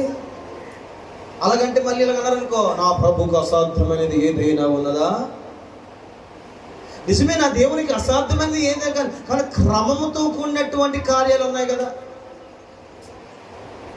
ఇప్పుడు మా తమ్ముడు చక్కగా ఉద్యోగం చేసుకుంటాడు, ఉద్యోగం మానేసి దేవుడి చిత్తం అయితే నాకు ప్రతి నెల 30,000 40,000 రామకని ఇంటికాడ కూర్చుంటే ప్రార్థన చేస్తా ఉంటే దాన్ని ఏమంటారు? నేను మాట చెప్తానని ఏమంటారు?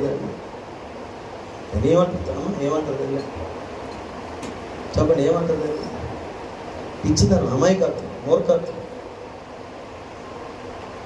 తలకెక్కేసి పిచ్చి అంటారు. కూర్చో, దేవునికి స్తోత్రాలు చెప్పండి. అసలు హల్లెలూయా. చిత్తాన్ని నువ్వే చేయాలి. చిత్తాన్ని ఇచ్చింది చెప్పేది దేవుడు. అక్కడ కనబడితే పరుగు పందం ఉంది. అక్కడ పౌలు గారు అన్నాడు, గురి కనబడుతుంది. గురి నీ దగ్గరికి వస్తుందా, నువ్వు గురి దగ్గరికి వెళ్ళాలి. అమ్మా దాన్ని తీసుకొచ్చి ఇక్కడ పెట్టండి రావు, తొక్కుతో నాకు ప్రైజ్ ఇచ్చాడు అంటే. భక్తి సాధన చేయకుండా నువ్వేమీ పొందుకోలేవు. విశ్వాస క్రియలు కనబరచకుండా నువ్వేమీ సాధించలేవు. వెనకాల కొంతమంది ప్రార్థన చేస్తున్నారు, నా జీవితం బాగుపడుతుంది అని అనుకోక. ఎప్పుడు నీవు ప్రార్థన చేస్తే నీ బ్రతుకు బాగుంటుంది. నువ్వు కడుపు మార్చుకొని యుద్ధంలో ప్రవేశిస్తేనే నీ బ్రతుకు బాగుంటుంది. సేవకుడు ప్రార్థన చేస్తాడు, లేకపోతే సంఘం ప్రార్థన చేస్తాడు, లేకపోతే నా నాన్నగారు, మా అమ్మగారు, లేకపోతే మా తమ్ముడు, మా చెల్లెలు అందరూ ప్రార్థన చేస్తారు, నాకు బాగానే ఉంటుంది. అవును బాగుంటుంది, కానీ నువ్వు దేవుని చిత్తంలో ప్రవేశించలేవు. దేవుని వాక్యం మాట చెప్పబడిందండి, ప్రభువా ప్రభువా అని పిలిచి ప్రతివాడు పరలోకం ఉంది చేర్చబడి నా తండ్రి చిత్తము చేయవాడే. మరి ఏం చేద్దాం ఇప్పుడు? తండ్రి చిత్తం ఆయన జరిగించుకుంటాడు, అది మనం చేయాలి. గట్టిగా చెప్పాలి, గట్టిగా చెప్పాలి. మా తండ్రి ఆశించాడు, మా చనిపోయిన ఆశించాడు ఆ పిల్లల్ని ఏదో చేద్దామని. ఇప్పుడు తల్లి కంకణం పెట్టుకుంది, చనిపోడు కాబట్టి నా పిల్లల్ని ఆయన అనుకున్న దాన్ని నడిపించుకోవాలి. సాధన చేయాలి కదా, గోల్డ్ సాధన చేయాలి. ఆ సాధన, ఆ ప్రయాసం, ఆ పరిస్థితి అంతా వెళ్ళిన తర్వాత ప్రభు కృప వాళ్ళకి తోడుగా ఉండి అందులోనికి దాటి తీసుకెళ్తాడు. నీకు కోరికలు లేవా? నా బిడ్డను ఎలా చేసుకుందాం, నా కొడుకులు చేసుకుందాం, కూతురు ఎలా చేద్దాం, అలా చేద్దాం, ఇలా చేద్దాం. కానీ ఈ రోజున ప్రేమతో మీ అందరికీ చెప్తున్నాను పిల్లరా, నీ బిడ్డ విషయంలో కానీ, భర్త విషయంలో కానీ, భార్య విషయంలో కానీ, నీ పిల్లల విషయంలో కానీ ఈరోజు కూర్చొని అడగవలసింది ఏంటంటే, ప్రభువా ఏం చేయాలి, నేను నీ ఆలోచన ఏంటి అని అడిగి అది పొందుకున్న తర్వాత అప్పుడు నువ్వు ప్రయాసపడాలి. నీ ప్రయాసం వ్యర్థము కాదు. దేవునికి స్తోత్రం. మానవ ప్రయాసం ఎలా ఉందంటే, దేవునితో ఆలోచన వినకుండా, దేవుని మాట వినకుండా, గురి లేకుండా, గమ్యం లేకుండా, దర్శనం లేకుండా, ఆలోచన ప్రమాణము నిబంధన లేకుండా పరుగులు తీస్తే ఆ పరుగులు వ్యర్థమైపోతాయి. కొన్ని పెళ్ళిళ్ళు నిలబడట్లేదు. కారణాలు ఏంటి? ఇరువురిలో ఏకత లేక, ఇరువురిలో పరిస్థితి బాగోక. చాలా మంది ఇలా అంటారు, 1000 అబద్ధాలు ఆడైనా అబద్ధాలు ఆడద్దాం. ఇప్పుడు ఎవరైనా ఉదాహరణ చూడండి, అప్పుడు పెళ్ళికి నిశ్చితార్థం జరిగింది అనుకో, ఇప్పుడున్న ట్రెండ్ ఎలా ఉందంటే అంతవరకు కూడా లేదు. పెళ్లి నిశ్చితార్థాలకు ముందే వీళ్ళందరూ కమ్యూనికేషన్లో ఉంటారు. సరే, నిశ్చితార్థం అయిన తర్వాత ఒక పెద్ద తరహా కుటుంబం వివాహం జరిగిన తర్వాత వీళ్ళిద్దరు ఏం చేసుకుంటారు, మాట్లాడుకుంటూ ఉంటారు. నేను అంటాను, ఖచ్చితంగా అలా మాట్లాడుకున్న వాళ్ళు నాకు ఒక ఆలోచన వస్తుంది. పురుషుడు స్త్రీ పురుషులు వాళ్ళ లోపాలు చెప్పుకుంటారో, లేకపోతే చిన్న మంచి మాటలు చెప్పుకుని ఏమి ఎరగనటువంటి బొమ్మలాగా కుతుకులు ఆడుకుంటూ ఉంటారా? ఇంకేమి ఇష్టమో చెప్పు. నాకు చికెన్ ఇష్టం, నాకు కూడా చికెన్ సేమ్ పించ్. నీకు ఏ డ్రెస్ ఇష్టం? నాకు పాన్ డ్రెస్. నేను కూడా అది ఇష్టం, సేమ్ పించ్. ఇదే మాట్లాడతాయి. కానీ నేను నాకు అలవాట్లు ఉన్నాయి, నాకు ఈ అలవాట్లు ఉన్నాయి, నేను అలాంటి వాడిని, నేను ఇలాంటి దాన్ని, నేను ఎంతమంది ప్రేమించాను, లేకపోతే నాకు ఎంతమంది వెనకాల ఏదో ఏం చెప్పుకుంటే ఆడవరికి వెళ్తుందా? అందుకే ఆవిడ అన్నాడంట, తలమాసినోడు 1000 అబద్ధాలు ఆడన్నా ఒక పెళ్లి చేయమన్నాడంట. నేను అంటాను, 1000 అబద్ధాలు కాదు, ఒక 10 నిజాలు చెప్పి పెళ్ళి, అది నిలబడుద్ది. ఆ సంసారం, ఆ కాపురం నిలబడుద్ది, లేకపోతే నిలబడదు.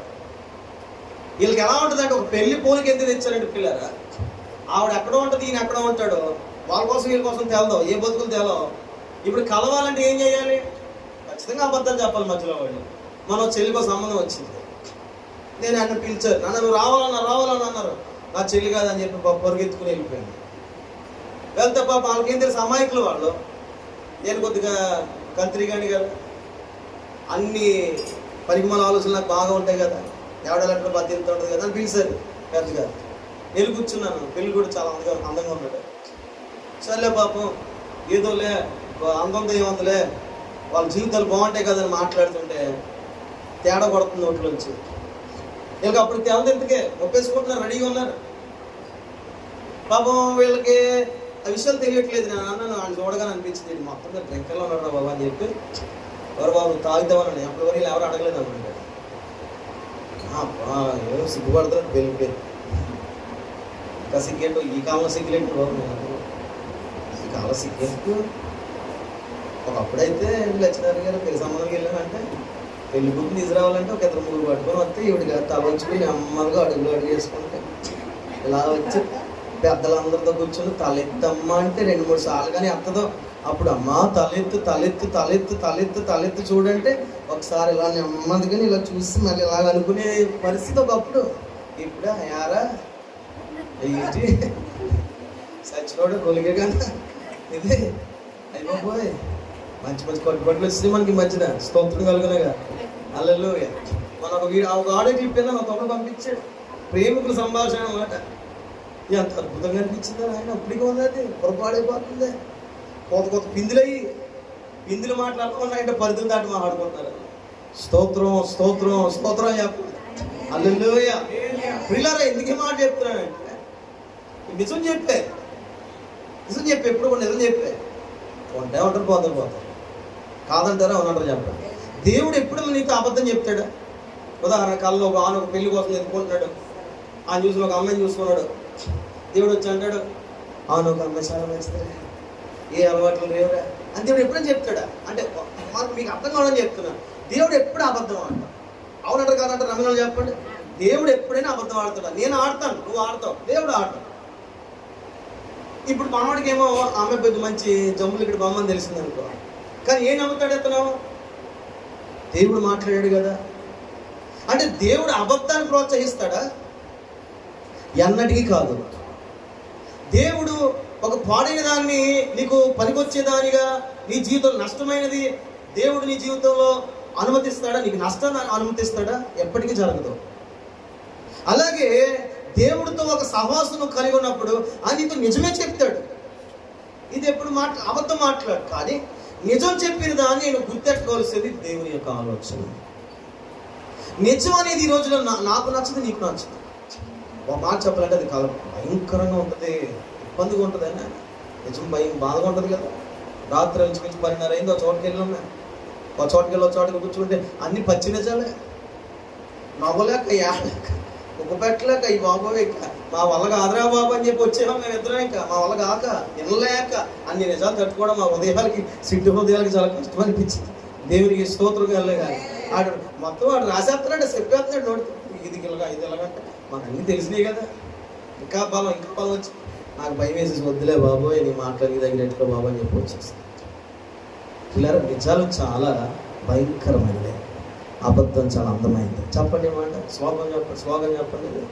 అబద్ధము చాలా అందమైనది, నిజం చాలా బాధాకరమైనది.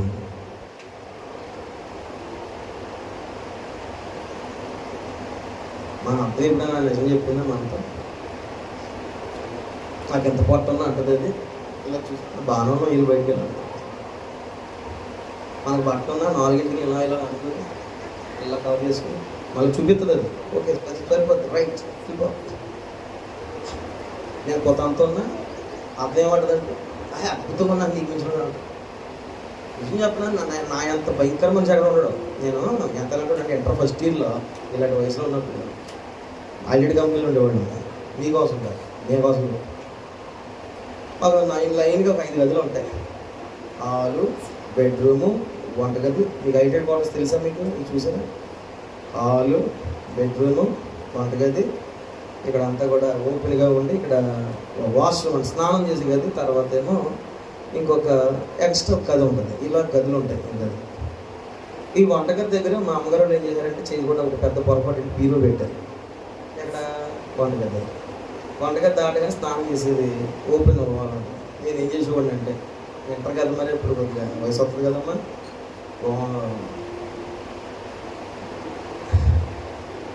ఆ బీరో తలుపు తీసుకుంటే అబ్బాయి పక్కకు వచ్చింది. ట్యాప్ దగ్గర కరెక్ట్గా ఇలా లెవెల్ పెట్టుకున్నాక స్నానం చేయడం కూడా అద్దంలో చూసి చేసుకునేవాడిని. నాకంటే మీరు అంత గొప్పలు కాదు అనుకోండి, ఎందుకంటే అంత ఘోరమైన మనిషి లేదు. నన్ను చూడు, నా అందం చూడు. చూడండి ఆ రోజుల్లో ఇంకా నల్గొండేవాడిని, అప్పుడప్పుడు ఈ వచ్చిన కొద్దిగా ఇప్పుడు కూడా అలాగే వెళ్తాను. వేరే విషయం, మొక్కల్లో మారుపు తీసుకుని ఆ ఎండ మొక్క పడితే ఇలాగ అనుకుంటే తెల్లగా అంటాం కదా, వైట్ వచ్చేసిందిరా సూపర్. అర్థం ఇప్పుడు అబద్ధం చెప్తుంది. అవునా కదమ్మా? స్వాత ఒప్పేసుకుందా, దేవుడిని దీవించిన కాక, స్తోత్రం వెళ్ళగా. దేవుడు ఇప్పుడు ఏం చెప్తాడు? నిజం నమ్మబుద్ధి అవుతుంది. నిజం తెలుసా? నిజం ఎవ్వరు నమ్మరు, అబద్ధాన్ని బాగా నమ్ముతారు. అందులో మాకు బ్యాచ్లో పొరడు ఉన్నాడు, ఆ ఎన్ని నిజాలు చెప్పినా అంటాడు. అదే మేక మాసం 300 వచ్చినప్పుడు కేజీ అంటే ఎక్కడ అని అడుగుతాడు. దేవునికి స్తోత్రం కాదు. నిజమేంటి, నిజం. ఎన్ని నిజాలు చెప్తాం మేము ఇద్దరు కూర్చో, అన్ని నిజాలే మాట్లాడతాం. మాకు ఎలాగంటే అంటాడు, అన్ని నిజాలు చెప్పినప్పుడు అలా అంటాడు. అదే ఏంటి అనడానికి మళ్ళీ ఇది చెప్పి నమ్మడని చెప్పి నా వారంలో 300 కేజీ ఎక్కడ చెప్పు అంటాడు. మేక మాసం కేజీ 300. ఈ రోజున దేనికి మనం చెల్లించేస్తాం అంటే, ఎంత అందంగా ఉన్నావమ్మా నువ్వు. ప్రశ్న వేసుకోరు, నిజమా నేనేంటి అనుకోరు. అంటే ఒక అంత విషయంలో కాదు పిల్లరా, సాతాను కూడా ఆది నుండి కూడా అదే వాడు చేస్తా ఉన్నాడండి. అది గుర్తెరగపోతున్నాడు. వాడు అన్నాడు, దేవుని మాట మీరు వింటున్నారు, ఇది తినొద్దని దేవుడు మీకు చెప్పాడా అంటే ఆవిడ అందే, అవునా అందే, లేదు ఇది తింటే మీరు బాగుపడతారని చెప్పింది. అంటే వాడు ఆలోచన ఏంటంటే పిల్లరా, నిజాన్ని వాడు నీకు విశ్వంగా చూపిస్తాడు, అబద్ధాన్ని అమృతంగా నీకు చూపిస్తూ ఉంటాడు. అది చెప్తున్నాను. ఇదేనా మీకు రాత్రి కూడా చాలా విషయాలు నేను కొంతమందితో మాట్లాడాను. ఇది దాచుకుంటే నాకేం వస్తుందండి? మనం ఏది దాచుకుంటే మనకేం కలిసి వస్తుందా చెప్పండి? ఏదైనా మనము మరుగు చేసి సహవాసం చేస్తే సహవాసం వృద్ధి అవుతుందా? నాలో లోపం వాళ్ళలో లోపం ఎత్తుపట్టుకుని చూపించుకుని ఇలా ఉండాలి అలా ఉండాలని మాట్లాడుకుంటేనే కదా సహవాసం వృద్ధి దేవుడు మనం మెచ్చుకుంటాడు. నన్ను చాలా మంది ఇలా అంటారు, ఇలా ఉండండి అలా ఉండండి, ఇలా చేయండి అలా చేయండి. ప్రతి ఆలోచనని వింటాను, కాలం ఏంటంటే నేను వృద్ధి పొందాలి. దేవుడు నీతో చాలా విషయాలు చెప్తాడు. అదే అబ్రాహాముతో కూడా చెప్తున్నాడు. అబ్రాహాము అని సంగతి తిరగబడి అబ్రాహాము, అదేంటయ్యా నీ చదువు నడుపుతున్నాను, ఎక్కడికైనా నడుపుతున్నాను చూసావా? మన వాళ్ళు తీరు ఇలా ఉంటుంది కదా, ఏదైనా మాట చెప్తే నేను అలా పని చేశాను నువ్వు చూసావా అంటే, దేవుడు ఏదైనా చెప్తాడంటే దాన్ని అంగీకరించే హృదయం నాకు ఉండట్లేదు, నీకు ఉండట్లేదు. అన్న లేదని అలా లేదన్న అలా చేయట్లేదని ఇలా ఉండట్లేదు, అలా మాట్లాడదు మేము ఇన్ని చెప్పేసుకొస్తామో కానీ సరే ఇంకా ఏదో దేవుడు ఇంకా మాట్లాడుతున్నాడేమో అని ఆలోచన చేసే హృదయాలు ఎంతమందికి ఉంటున్నాయి? సరే ఇప్పుడు నేను పాయింట్లోకి వెళ్తాను. ఇక్కడ చాలా రేట్ చేస్తాను. నేను 12 గంటల కల్లా కూటమి ఆపేస్తాను. స్తోత్రం కలుగునుగా. ఏమండి ఇప్పుడు చెప్పేశాడు, దేవుడు చెప్పేశాడు. ఏం చెప్పాడమ్మా? అసలు నడవాలి నిదానం, ఓకే. నిబంధన అంతా చెప్పేశాడు. ఎంతో జనసమూహాన్ని పిల్లలు నీకు ఇస్తానన్నాడు. ఇప్పుడు 17వ అధ్యాయంలోకి వచ్చి ఒక మాట చూడగలిగితే 17 చదవండి. అప్పుడు అబ్రాహాము సాగిలపడి నవ్వి, నూరేండ్ల వానికి అవునమ్మా 90 ఏండ్ల సారకరుణ అని మనస్సులో అనుకో. ఇక్కడ ఆగండి. దేవుడు ఏం చెప్పాడు? అబ్రాహాముతో అబద్ధం చెప్పాడు, నిజం చెప్పాడు? గట్టిగా మాట్లాడండి. నిజం చెప్పాడు, అబద్ధం చెప్పాడు? మరలా ఇప్పుడే మనం ఇంతకే మాట్లాడుకున్నాం, దీనికోసం మాట్లాడుతాం ఇప్పటివరకు వచ్చి. దేవుడు ఎప్పుడు అబద్ధం చెప్పాడు? మరి ఇంత గొప్ప విశ్వాసం కలిగిన అబ్రాహాముతో దేవుడు మాట్లాడాడు. అబ్రాహానికి ఎలా చేస్తాడు? ఆ మాటకి అబ్రాహాం ఏం చేశాడు తెలుసా? నవ్వాడట. సాగిలపడి నవ్వాడు. ఏ రాసాడు అక్కడ? సాగిలపడి నవ్వాడు. ఏంటి నవ్వు? 2 నవ్వులు కనబడతాయి ఇదే అధ్యాయంలో. అబ్రాహాము నవ్వు, 18వ అధ్యాయంలో శారా నవ్వు.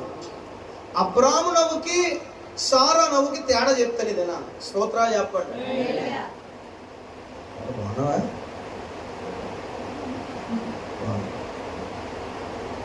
తేడా ఉందా? బాగున్నా తేడా ఉందా? రెండింటికి 3 ఉంటాయి. చూపులు ఎన్ని చూపులు ఉంటాయి తెలుసా?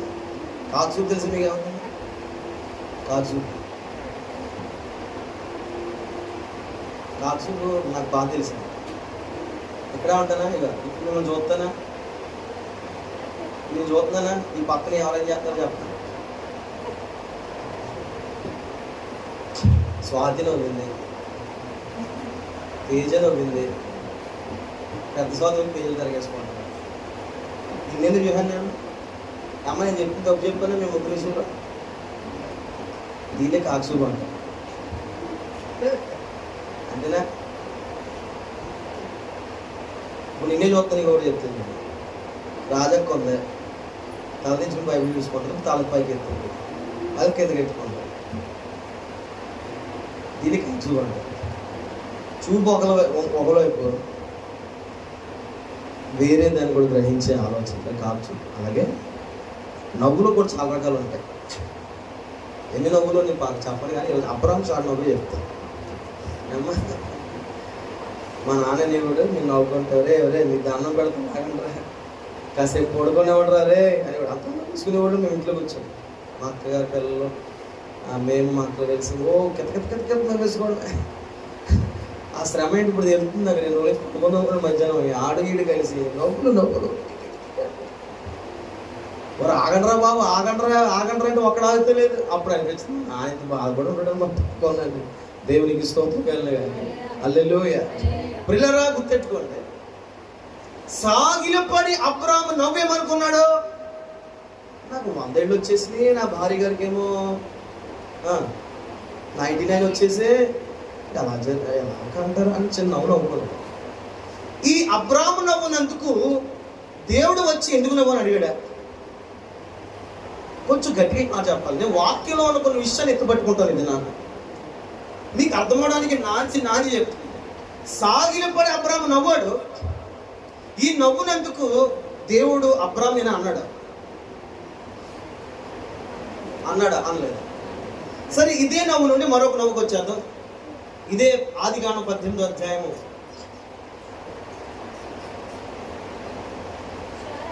18 చదవండి అమ్మా. సారా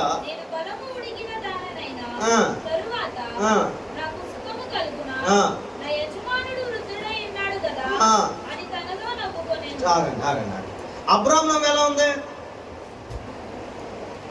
సబ్జెక్ట్ కాదు కానీ కొద్దిగా అంటే ఏదో ఒక మాట చెప్తామని మీ నా బాధ అంతే. అబ్రాహాము నవ్వు ఎలా ఉంది, సాగిలపడి నవ్వుకున్నాడు. సారా నవ్వు ఎలా ఉంది, తనలో తాను దేని నవ్వుకుంది, అబ్రాహాము నవ్వునట్టు కానీ ఈవిడ కూడా అనుకుని ఇది జరగని పనిలే అని నవ్వుకుంది. మరి సారా నవ్వినందుకు దేవుడు ఏమన్నాడు, అబ్రాహాము నవ్వునందుకు ఏమన్నాడు? అక్కడ మాట్లాడలేదు. ఆదికాండం 18 ఉన్నాం మనం, ఇంకా ప్రకటన కూడా వెళ్ళాలి ధ్యానంలో. అబ్రాహాముని ఏమైనా అన్నాడా? అక్కడ ఒకసారి చూసేయండి, ఫిల్టర్ చేయండి, అక్కడ మాట స్కాన్ చేసేయండి. అన్నాడమ్మా అనలేదా? అబ్రాహాము అనలే. సారాని ఏమన్నాడు ఇక్కడ? అంతట యెహోవా అబ్రాహాముతో వృద్ధురాలునైనా నేను నిశ్చయముగా ప్రసవిస్తానా? సారా నవ్వునేలా? ఆగండి. సారా నవ్వులో ఉన్నటువంటి అబ్రాహాము నవ్వులో ఉన్నటువంటి ఒక వ్యత్యాసం చెప్తాను వినండి. అబ్రాహాము నవ్వునేందుకు అబ్రాహాముతో దేవుడు ఏమనలేదు, కానీ సారా నవ్వునేందుకు మాత్రం అబ్రాహాము కొద్దిగా కోపం వచ్చింది. అవునా కదా చెప్పండి. ఇప్పుడు బాధలో ఉన్న దగ్గరికి వెళ్ళి బాధపడాలి, లేకపోతే నవ్వుకుంటూ కూర్చోండి. మండుబద్దలు అయితే అంటే మనం చెప్పండి ఎలా స్తోత్రం కలుగునుగా. హల్లెలూయా. అమ్మ మనకి ఏమవుతుంది తల్లి? ఒక్క మాట మీకు చెప్తాను, అబ్రాహాముకి సారాకి వచ్చేస్తుంది. అబ్రాహాము సాగిలిపడి నవ్వుకున్నాడు, సారా ధర్మము ఆలోచన చేసి నవ్వుకుంది. అక్కడ ధర్మము అన్న మాట పైన ఒక 11వ వచనం.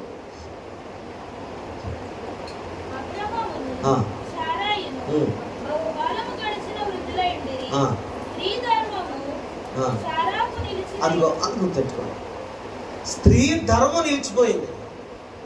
అంటే ఈవిడేంటి, నేను వయసు రీత్యా నేను పిల్లలకు అనలేను, నా ధర్మం నాకు తెలుసు అనుకోను. కానీ దేవుడు ధర్మమును మార్చగలిగిన సమర్థవంతుడు అని గుర్తుపడలేకపోయింది. స్తోత్రం కనుక అబ్రాహాములో వంటి వ్యత్యాసం ఏంటి? అబ్రాహాము సాగిలిపడి నవ్వుకున్నాడు. అంటే ముందు మొక్కుని అదే విశ్వసించి ఎలా జరుగుతుంది అనుకున్నాడు, కానీ పెద్ద దేవుడు దాన్ని ఇది చేయలే. కానీ సారా ఏంటంటే చాలా లోతుగా ఆలోచన చేసేసింది. అంటే ఎంత లోతు అంటే, నా ధర్మం నిలిచిపోయింది, లేకపోతే నా వల్ల కాదు. ఒక డైలాగ్ వేసింది ఎవరు మరి ఎక్కువ చెప్పండి. అబ్రాహాం ఏం డైలాగ్ లేడు, ఒకే డైలాగ్ అబ్రాహాం. అవునా కదా చెప్పండి, ఏంటో డైలాగ్? అబ్రాహాం మాట ఏంటి చెప్పండి? 99 సంవత్సరాలు సారా ఎలా కంటది అంతే అంతే. నీకేనందా చెప్ప రిపీట్ చేయండి ఆ మాటలు. 100 ఏండ్ల వాడి సంతానం కలుగునా సారాకు కావాలంట. రెండే మాటలు, ఒకటి 100 ఏండ్ల వాడికి, రెండోది 99 సంవత్సరాల స్త్రీ కంటదా. ఇప్పుడు ఈవిడ మాటలు చూడండి, ఎన్ని మాటలు చెప్తుందో. సారా గారి దగ్గరికి వద్దాం రెండోసారి. ఈవిడ అంటారు 11వ చదువు సార్. అబ్రహం సారా బహుకాలం ముందుగా చదువుతుందంటే స్త్రీ ధర్మం సారాకు ఫస్ట్ స్త్రీ ధర్మం నిలిచిపోయింది అనుకుందట. తర్వాత అంటది బలం ఉడికిపోయింది అనుకుంటుంది, సుఖం కలగదు అనుకుంటుంది, యజమాని వృద్ధుడు అనుకుంటుంది. ఎన్ని అనుకుంది? ఆయన అనుకున్నాడు. అందుకే ఆడవాళ్ళు మొగోడు 2 అనుకుంటే ఆడవాళ్ళు అక్కడి నుంచి వచ్చింది. అక్కడ ఎవరి మాత్రం మనం మార్చగలిపి పెట్టింది. అక్కడికి అడిగేటి మాట్లాడేసి గొడవలు అలా ఇలాగా మాట్లాడుతూ యాగవి స్తోత్రం ఉంటుంది కనుక ఇది రాత్రి అయినా తెల్లజామున క్యాసెట్ తిరుగుతుంది. ఆ క్యాసెట్ తిరిగిన పెట్టిలో కరెంట్ లేకపోయినా టేప్ రికార్డ్ ఆన్ చేసుకుని ఉంటుంది. మరి అదేంటో బ్యాటరీ సిస్టమ్ ఉంటుంది కదా. స్తోత్రం కలిగే కాదు. వినండి ఇక్కడ అబ్రాహం విశ్వాసం ఏంటంటే సాగిలి పడి నవ్వుకున్నాడు. ఇక్కడ ఇప్పుడు సాగిలి పడలేదు. సాగిలి పడకుండా అంటే దేవుని మీద ఆధారపడకుండా సొంత ఆలోచన చేసుకుంటూ అంటే ఇది ఎలా జరుగుతుంది. దేవుడికి అనిపించింది, ఆ దేవుడికి ఏమనిపించిందంటే నాకు అసాధ్యమైనది ఏదైనా ఉందా? అదే కదా ప్రభు మాట్లాడిన మాట, నాకు అసాధ్యమైనది ఏమైనా ఉందా? మీదటికి ఈ కాలమున నిర్ణయ కాలమందు ఇదే మాట దేవుడు అబ్రాహాముతో కూడా చెప్పాడు. ఇది రెండోసారి మరలా 17వ అధ్యాయంలో కూడా చెప్పాడు ఆయన. ఏమని? మీదటికి నేను మరలా ఈ కాలం రాకమునిపే నీకు నేను చెప్పింది చేస్తాను అన్నాడు. అబ్రాహాం ఏం అనలేదు. ఇంకా సరే ఓకే ఆయన చెప్పాడు కదా అని చూద్దాం అనుకున్నాడు. మరలా సారా దగ్గరికి వచ్చినప్పుడు కూడా రిపీటెడ్గా ఏమవుతుందంటే చెప్పాలి ఏమవుతుంది, దేవుడు మరలా మాట్లాడుతూ ఇక్కడ ఆ మాటను మరలా గట్టిగా చెప్తున్నాడు దేవుడు. నాకు అసాధ్యమైనది ఏదైనా. ప్రియులారా మీరు అనుకోవచ్చు ధర్మానుసారంగా న్యాయవంతంగా చూస్తే ఇది ఎలా జరుగుతుంది? నీకు అది న్యాయం కావచ్చు, నీకు అది ధర్మం కావచ్చు, లేకపోతే నీకు ఒక క్రమం ఉండొచ్చు. కానీ దేవుడు సమయాన్ని క్రమాన్ని కన్నా దేవుడు ఆయన స్వాధీనంలోనే సమస్తం ఉన్నవి అని ఎందుకు గుర్తు చేసుకోలేవు? ఎడారుల నుండి కూడా నీటిని ఇచ్చినటువంటి దేవుడు ఎడారిగా మారిపోయిన మన బ్రతుకులో కూడా మేలు చేయలేడా?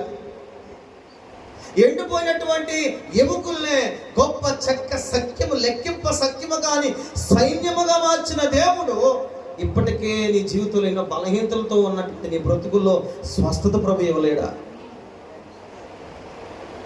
చెప్పాలి, ఇవ్వలేడా? ప్రభుకు అసాధ్యమైనది ఏదైనా ఉందా?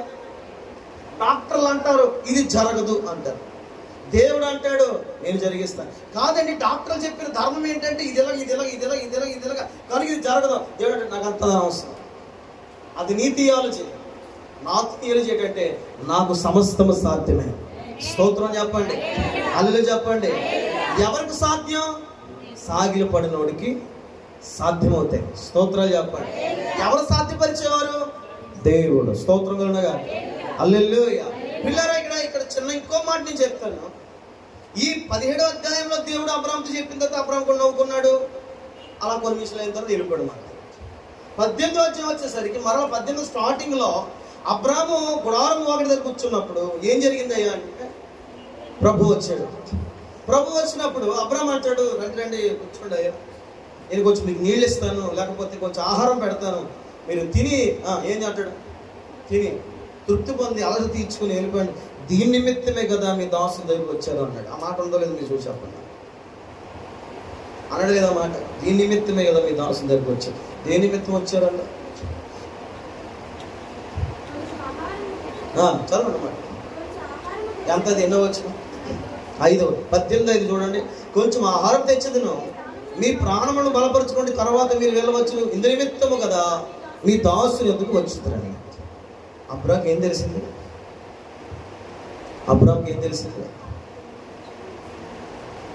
నేను చెప్పట్లేదండి, నేను ఇంకా అన్నీ చదివించట్లేదు, ఇది తెలిసిన మాటలే కదా.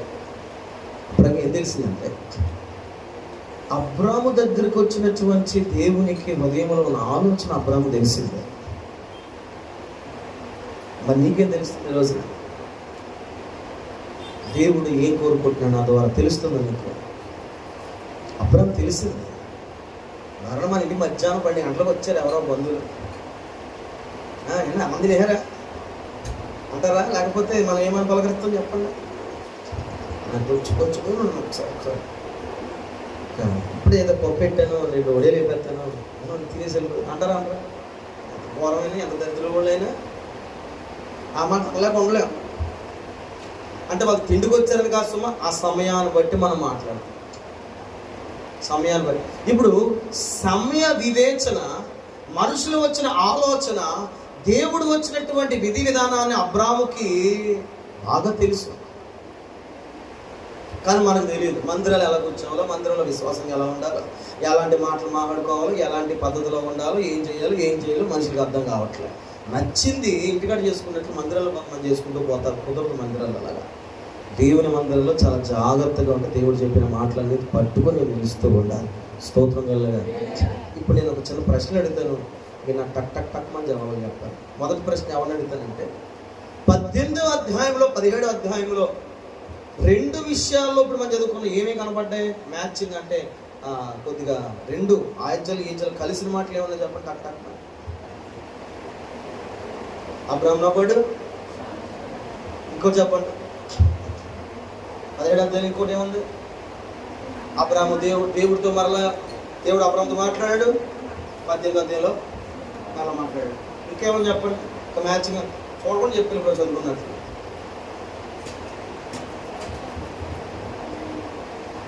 మూడోది చాలా అవసరమైంది ఏంటంటే 17వ అధ్యాయంలో సాగిలపడ్డాడు, 18వ అధ్యాయంలో కూడా సాగిలపడ్డాడు. ఇప్పుడు మనం ఒక విషయం చెప్తే ముందు వెళ్ళిపోతాం. దేవుడు నీతో మాట్లాడిన తర్వాత ఆ మాట నువ్వు ఏం చేయాలి తెలుసా? సాగిలపడాలి.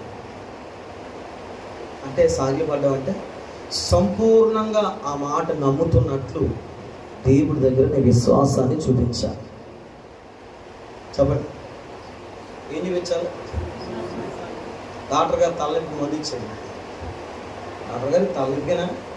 తలనొప్పి 2 కోట్లు వేసుకోండి, నేను తిన్నాక వేసుకోండి, మళ్ళీ 4 అడుగులు వేసుకోండి. డాక్టర్ గారు తలనొప్పినా? తలనొప్పిగా ఆయన 2 కోట్లు అంత తిన్నాక వేసుకో, తగ్గిపోద్ది. డాక్టర్ గారు సచ్చి చూసి చెప్పండి, తలనొప్పిగా రా బాబాయ్, అన్నం తిన్నాక 2 కోట్లు వేసుకో, తగ్గిపోద్ది. డాక్టర్ గారు ఇది ఇప్పుడు వేసుకుంటా తలనొప్పి అని చెప్పారు కదరా, మారుతుందా మాట? మారదా? విధానం మారుతుందా? మరి ఇన్నిసార్లు దేవుడి దగ్గర సహాయం చేస్తావా? నిశ్చితంగా నేను సహాయం చేస్తాను. ఇంకొక రోజు జీవితం నేను సహాయం చేస్తాను. ఎలా ఉంటుందా మన జీవితాలు? పొద్దునతో 4 ఏమవుతుంది? అది అలవాటు అయిపోయి మనకి దేవుడు ఒక్కసారి చెప్పింది పట్టుకోవడం, సాగిలు పడడం వస్తలేదు మనకి. నా మాట మీద నా మాట మీకు అర్థమైందా? సిగ్గు వచ్చేది నాకు వచ్చేది, నీకు వచ్చేది సిగ్గు. దేనికంటే దేవుడు ఒక్కసారి చెప్పినటువంటి మాట ఏదైనా ఆయన ఖచ్చితంగా నెరవేరుస్తాడు. ఏం చేస్తాడు? నిజంగానూ ఉంటే ఈ గాల్లో దీపం పడుతుంది, ఆరుకుండా సహాయం చేయ ప్రభు. ఎవరిని శోధించడం ఇది? శోధించిన సాధారణ పని కాదండి ఇది. ఆడేమన్నాడు? మిగిలి ఎత్తైన కొండపైకి ప్రభుని తీసుకెళ్ళామన్నాడు. నువ్వు నిజమైన దేవుడైతే దూకే మనవాడు అమ్మా. నువ్వు నిజంగా నన్ను ఎన్నుకోనంటే ప్రభు, ఇప్పుడు మెరుపు ఆకాశంలో మెరుపు పుట్టపోతే నీ ఇంట్లో పడుతుందా? అది కూడా మళ్ళీ వర్షం వచ్చినప్పుడు చెప్తాడు. చుట్టూ వేసేసినప్పుడు ఇప్పుడు నిజంగానే దేవుడు ఎన్నుకుంటే దేవుడు చెప్పింది అది జరిగితే మెరుపు రావాలి ఖచ్చితంగా, ఎప్పుడు వస్తుంది అది. అలాగే పచ్చి ఎండాకాలంలో ఉండే మబ్బులు రావాలి అనుకో. ఇప్పుడు ఎలా తయారవుతారు మీరు బ్యాచ్ అందరూ? అంటే అంత అవసరం లేదు. ఎందుకంటే నువ్వు ఆ మాటకి సాగిలు పడక ఇప్పుడు సనుగులు వచ్చాయి కాబట్టి నానా రకాల సమస్యలతో నువ్వు ఉన్నావు కాబట్టి మరలా దేవుడు నిజమా కాదు ప్రభుని అనుమానిస్తున్నాను. ప్రభుని అనుమానించకూడదు, ప్రభుని హత్తుకోవాలి. స్తోత్రాలు చెప్పండి. పక్కవద్ది మాట చెప్పండి. ప్రభుని అనుమానించకూడదు, ప్రభుని హత్తుకోవాలి. స్తోత్రం స్తోత్రం. ఐజాని ఎత్తైన కొండపైకి ఎక్కించేస్తాను. మా ఊరి దగ్గర ఒక కొండ ఉంది, ఆ కొండ లేకపోతే కోరుకొండలో కొండలు ఆ కొండ అని కొండ ఎక్కుతున్నది కాదు కదా. కొండ ఎక్కాలంటే షూ కొనుక్కోలేమో అని షూ కొనుక్కోండి. కొండ ఎక్కాలంటే కోసలు కొట్టుకోకుండా ముళ్ళు కొంచెలు కట్టుకోకుండా డ్రెస్ వేసుకోవాలి. ఇలా సిద్ధపడాలా? లేకపోతే కొండ ఎక్కేస్తాను కదని చెప్పి మోకాలి సాగిలు పడుతూ ప్రార్థన చేయాలా? నువ్వు నీకు తెలియట్లేదు. దేవుడు చెప్పింది నువ్వు ఎలా పట్టుకోలేదు తెలియట్లేదు. దేవుడు చెప్పిన దానికి తమ్ముడు ఆ చెల్లి సాగిలు పడండి. ఫస్ట్ సత్యం ఎవరు చేసిందే మా ముఖ్యమైన దేవునికి స్తోత్రం కలగా. దేవుడు చెప్పిన దానికి ఏమో తెలుసు, మా రోజు ఫస్ట్ సాగిల పడ్డంలోనే ఏం కనబడుతుంది అంటే నేను నమ్ముతున్నాను ప్రభువా, నేను నమ్ముతున్నాను, విశ్వసిస్తున్నాను ఆయన చెప్పిందే. అబ్రాహాములో మాట్లాడితే కనబడింది అదే. విశ్వసించిన వాడు ఏం చేస్తాడంటే ప్రభు చెప్పిన ప్రతి మాటకు సాగిల పడతాడు. ఏంటది? విశ్వసించే వాడి యొక్క విశ్వాస క్రియల్లో మొదటి క్రియ, అద్భుతమైన క్రియ, మెచ్చుకున్న క్రియ ఏంటంటే దేవుడు మాట్లాడితే సాగిలి పాడుకోవడం అతనికి వచ్చు. సాగిలి పాడుకోవడం అంటే దానికి అతడు అంగీకరించేస్తాడు సంపూర్ణ. దేవుడు చెప్పాడు కదా. వాళ్ళు ఇంకా దూరంగా ఉండగానే సాగిలి పడ్డాడు, పరిగెత్తుకుని సాగిలి పడ్డాడు అంట. ఉదాహరణ ప్రభు నీతో ఈరోజు నీతో ఒక మాట మాట్లాడుతున్నాడు చూడండి. 18వ అధ్యాయంలో వాళ్ళు ఇంకా దూరంగా ఉండగానే 22 వచ్చు. అతడు 18:2 అతడు కాళ్ళు ఎత్తి చూచినప్పుడు 3 మనుషులు అతను ఎదుట నిలబడి ఉండేది. అతడు వారిని చూచి గుడారం వాకినాడు. వారిని ఎదుర్కొంటూ పరిగెత్తు నేల మట్టుకు వంగి. ఇంకా వాళ్ళు దూరంగానే ఉన్నారు. ఏం చేసాడు బాబు? లైవ్లో డిస్టర్బెన్స్ చూడండి ఒకసారి. స్తోత్రం చెప్పండి ఒకసారి. హల్లెలూయా. దోమలు ఏదో కొట్టుకోడు కనపడుతుంది. ఇక్కడ మొత్తం కలర్ మారిపోయింది. బాగుందిగా. స్తోత్రాలు చెప్పండి ఒకసారి. హల్లెలూయా. వాళ్ళు ఇంకా కొంచెం దూరంగా ఉన్నప్పుడు ఏం చేసాడంటే పరిగెత్తుకుని నేల మట్టుకు ఒంగడుతాను. అర్థమేంటో చెప్తాడు. దేవుని కార్యాలు ఇంకా దూరంగా ఉన్నాను, దేవునికి వాగ్దానాలు ఇంకా నెరవేర్పు లేకపోయినా మనం ఏం చేయాలి తెలుసా? మనమే పరుగెత్తుకుని నేల మట్టుకు సాగిలపడాలంటే సంపూర్ణంగా దాన్ని విశ్వసించాలి. దాన్ని ఏం చేయాలి? దేవుడు చేసినవి కంటికి కనబడతాయా? చెవికి వినబడతాయా? హృదయ గోచరం కనబడతాయా? కనబడతాయి, వినబడతాయి. ఎవరికి? ఆత్మను పొందుకున్న వాళ్ళకి కనబడతాయి. ఆత్మను నమ్ముకోలేనటువంటి తెగ ఉంటుంది. వాళ్ళు అంటారు దేవుడు చెప్పాడా, దేవుడు చేసాడా.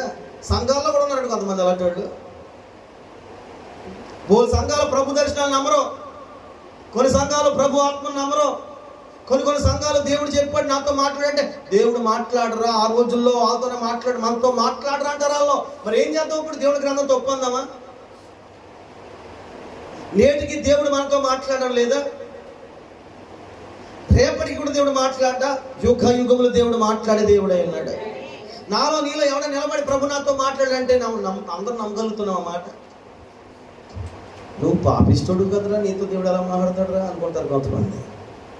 నువ్వు పనికిమాలి పని చేస్తున్నావు కదరా, దేవుడు నీతో ఎలా మాట్లాడతారా అనుకుంటారు.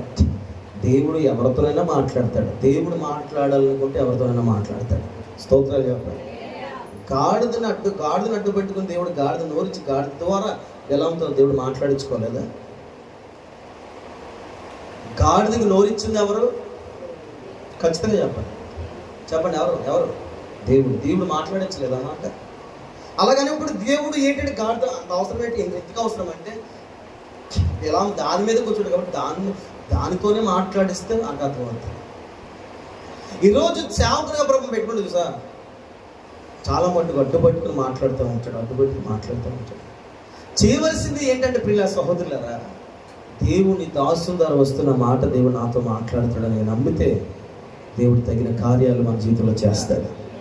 ఇది ఒక ఎత్తు. రెండోది ఏంటంటే ప్రభు నీతో కూడా మాట్లాడతాడు అనే విషయం. అబ్రాహాముకు ఉన్న గొప్ప లక్షణం ఏంటంటే దేవుడు చెప్పిన దానికి సాగిల పడిపోవడం. రెండోది ఏంటంటే దేవుడు ఇంకా దూరముగా ఉన్నా కూడా ఇతనే దేవుని యొద్దకు వెళ్ళి, అంటే దాని అర్థం ఏంటంటే దేవునితో మన సంబంధం కొంచెం దూరమైన ప్రాంతంలో బలహీనమైపోయినా ఏమైపోయినా మనలో ఒక విశ్వాస గొప్ప లక్షణం ఏంటంటే, అబ్రాహాము విశ్వాస లక్షణం ఏంటంటే, అబ్రాహాము తన విశ్వాసాన్ని ఏం చేసుకుంటాడంటే మరలా దేవుని వైపు మలుచుకుంటాడు. అంటే విశ్వసించిన వాడు విశ్వాసంలో కొన్ని నలిగిపోయినా మరలా దేవుని వైపు తిరిగి మరల బలం తెచ్చుకుంటాడు. అది విశ్వాస లక్షణం. పిశాసు లక్షణం ఏంటంటే, ఒకసారి దూరం అయ్యారంటే సాతానుతో సంబంధం అయిపోతారు. వీళ్ళు విశ్వాసులు నిజమైన విశ్వాసులు కాదు. ఒక మాట చెప్తాను. ఇప్పుడు ఒకప్పుడు విశ్వాసం బాగానే ఉన్నాడండి, ఒకప్పుడు చాలా విశ్వాసం చేసిందండి, ఈ మధ్యన దూరం అయిందండి అంటారు కొంతమంది. వాళ్ళని ఆ మాట అనకూడదు, అలా పిలవకూడదు. ఎలా పిలవకూడదు? ఒకప్పుడు బాగా విశ్వసించారు, అది విశ్వాసం కాదు. విశ్వసించేవాడు ఎప్పుడైనా సరే తనకు తానే విశ్వసించినప్పుడు తనలో విశ్వాసం పేజీ ఉండిపోద్ది. ఆ విశ్వాసం పేజీ ఏం చేద్దంటే మాట్లాడితే దేని వైపు వెళ్ళు అంటుంది. దేశం లేని వాడు ఏమంటాడంటే లోకంతో సహవాసం చేస్తాడు. అంటే వాళ్ళు వచ్చిన ఫస్ట్ విశ్వాసం కాదు, అది ఒక ఉద్రేకపరచు ఆత్మ, భ్రమపరచు ఆత్మ. కొంతమంది ఉద్రేకపడిపోతారు, అది ఉద్రేకపరచు ఆత్మ. కొంతమంది అప్పటికప్పుడు ఎమోషనల్ ఫీల్ అయిపోతారు, వాళ్ళని ఒక రకమైన మలుపుకు మలించే ఆత్మది.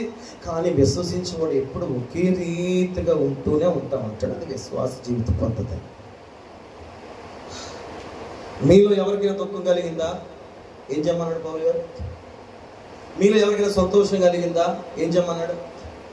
ఆ మాట విన్నారు ఎప్పుడన్నా? ఎక్కడ మీలో ఎవరైనా సంతోషంగా ఉంటే, దుఃఖంగా ఉంటే కీర్తనలు పాడండి, ప్రార్థన చేయండి అని చెప్పుకొచ్చాడు. మనం సంతోషంగా ఉంటే ఏం చేస్తాం?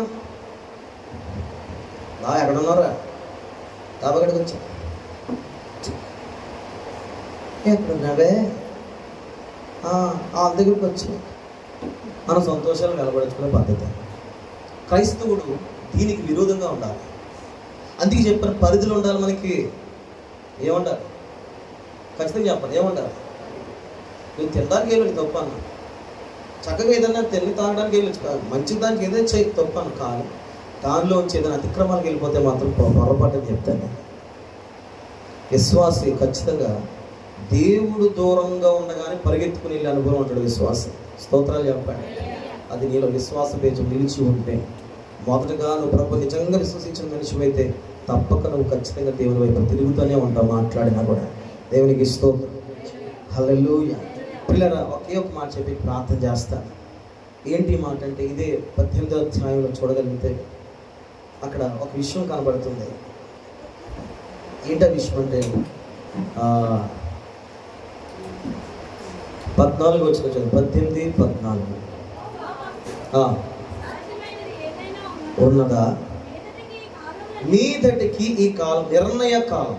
ఆమె చెప్పండి. అసలు విశ్వసించిన ప్రతి ఒక్కరికి నిర్ణయ కాలం ఉంది. ఆమె చెప్పండి. ఎవరికి ఉంటుంది? అందరికి కాదు. అందరికి ఉంటుందని నేను చెప్పకూడదు. ఎవరికి ఉంటుంది అంటే విశ్వసించినటువంటి వారికి నిర్ణయ కాలం ఉంది. ఏంటి నిర్ణయ కాలం? దేవుడు చేసే అద్భుత కార్యం ఆ కాలంలో జరుగుతుంది. స్తోత్రాలు చెప్పండి. అసలు అల్లు చెప్పాలి గట్టి. ఏంటి కాలం చెప్పాలి? ఏంటి కాలం? నిర్ణయ కాలం. ఎవరి నిర్ణయం అది? ఆ నిర్ణయం కాదు, దేవుడు నిర్ణయం. స్తోత్రం. మనుషుల నిర్ణయం తప్పిపోతాయి, ఖచ్చితంగా తప్పిపోతాయి. మనుషుల ఆలోచన తప్పిపోతాయి, ఖచ్చితంగా తప్పిపోతాయి. కానీ దేవుని నిర్ణయం, దేవుని ఆలోచన ఏం చేస్తుందో తెలుసా? స్థిరముగా నిలిచి ఉంటుంది. ఆమె చెప్పండి ఒకసారి. హల్లెలూయా.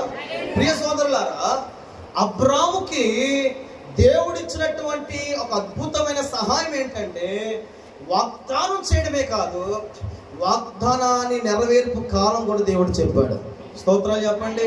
ఈరోజు కొంతమంది వాగ్దానాలు ఉన్నాయి, ప్రమాణాలు ఉన్నాయి, నిబంధనలు ఉన్నాయి, కానీ నెరవేర్పు కాలము, నిర్ణయ కాలము తెలియట్లేదు. నువ్వు దేవుణ్ణి అడగాలి, ప్రభువా ఏ కాలంలో ఈ కార్యాలను చేస్తావు? ఏ నిర్ణయ కాలము నీ కాలము? ప్రభుని అడగాలి. ఎలా అడగాలంటే మరలా వెనక్కి ఇది జరుగుద్దా జరగదా, ఈ నా బాబుని నడిపిస్తా లేదా, నా కుటుంబం నడిపిస్తా, ఇవన్నీ కాదు అడగవలసిందే. నిర్ణయ కాలం ఏది? నువ్వు చెప్పిన దానికి, నువ్వు అలవర్చిన దానికి, నువ్వు మాట్లాడిన వాగ్దానాలకి, ప్రమాణాలకి నిర్ణయ కాలం ఏది అని అడగాలి. ఓ మాట చెప్పిన, అసలు చెప్పాలంటే అబ్రాహాము నిర్ణయ కాలం అడిగాడా అడగలేదు? ఇక్కడ ఆ మాట మీకు వదిలేవా? నిర్ణయ కాలం అడిగాడా అడగలేదా? అడిగినట్టు ఉందా బైబిల్లో?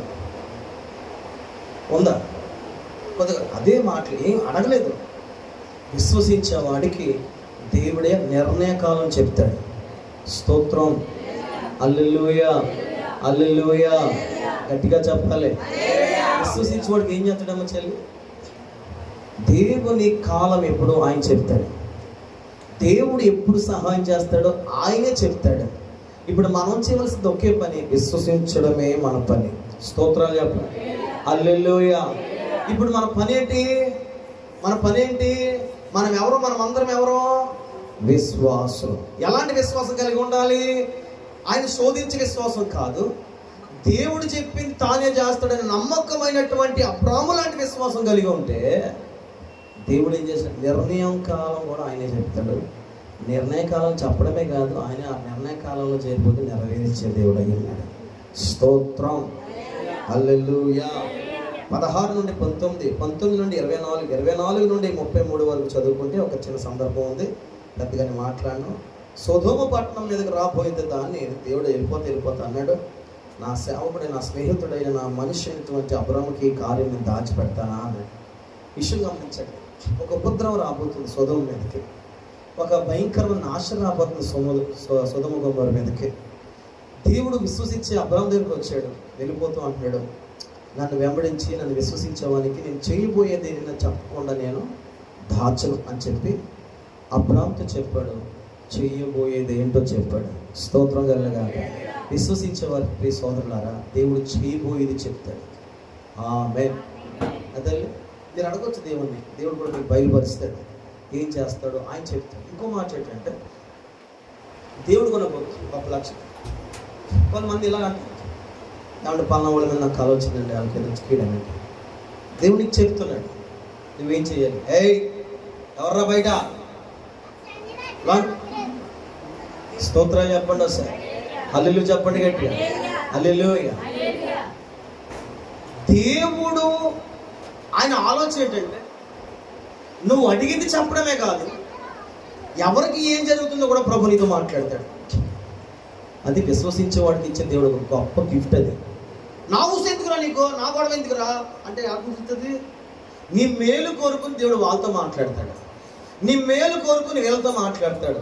ఎందుకు మాట్లాడాడంటే, వాళ్ళు ప్రభువుని విశ్వసించారు కాబట్టి వాళ్ళకి నీ కోసం దేవుడు మాట్లాడతాడు. వాళ్ళు వచ్చి నీకు ఏదైనా చెప్పితే, అలాంటి వారు వచ్చి నీతో ఏదైనా చెప్పితే, నువ్వు నా జీవితాన్ని అడ్డుపడుతున్నావు అనడం మానేసి దేవుడు వాళ్ళకు ఒక హెచ్చరిక ఇచ్చాడని చెప్పి ఏమవ్వాలి తెలుసా? సెట్ చేసుకోవాలి జీవితాన్ని. స్తోత్రం. నా దగ్గర కొంతమంది యవనస్తులు లాంటి వారు ఉన్నారు నాకు తెలిసి. నేను చాలా మందితో చెప్పాను, ఇలాగ తమ్ముడు ఇలాగంటే వాళ్ళు ఏం చేశారు తెలుసు? నిజం చెప్తున్నాను, ఆ పేరు గోత్రాలు చెప్పడం వెంటనే ఆన్ ద స్పాట్లో క్రియలు విడిచిపెట్టారు. ఈరోజు ప్రభు వాళ్ళని ఖచ్చితంగా దీవించాడు. దేవునికి స్తోత్రంగా లేదా? నీకు నాకు సంబంధం ఏంటి? ఆత్మీయ సంబంధం మనకి. దేవుడు నీ మేలు కోరి చెప్తాడు. బైబిల్లో అన్నాడు, మేలు కోరి స్నేహితుడు ఏం చేస్తాడంట? గాయపరుస్తాడు. ఇప్పుడు దేవుడు మనల్ని ఏం చేస్తాడంటే, రేపబడిన హృదయంతో దేవుడు మాట్లాడతాడు. ఇదిగో వాడి మీద ఉపద్రవం రాబోతుంది. నేనేం చేయాలప్పుడు వెళ్ళే ఆనుకు జాగ్రత్త ఉండేగా, నీ మీద ఒక ఉపద్రవం రాబోతుందంట. నువ్వు తట్టుకోవాలంటే ఇప్పుడు ఆనుకు అలా కాకుండా నా మాట అనకుండా, చూడు అన్నయ్య అంత పుల్లుడు, నేను నన్నంటే గెట్టక, నానంటే నేను వార్చలేక, ఇది దేవుడు చెప్పాడంట ఇలా చేస్తాడని, దేవుడు నిజంగా అలా చేస్తాడేంటి అని అనుకుంటే, ఇదే ఒక ఉదాహరణ. ఏంటంటే సొదొమ గొమొర్రా జరిగిన ఒక ఉదాహరణే మన జీవితాలు కూడా ఉదాహరణ. ఖచ్చితంగా మనం మ్యాచ్ చేసుకోవచ్చు దాన్ని. దేవుడు ఖచ్చితంగా మాట్లాడతాడు, మంచి చెప్తాడు, జరుగుతుంది. జరగబోయే చెడు కూడా దేవుడు చెప్తాడు. ఏమైపోతే తెలుసా? జాగ్రత్త పడి ఉండాలి. ఇదే ఈరోజు నా అంశం.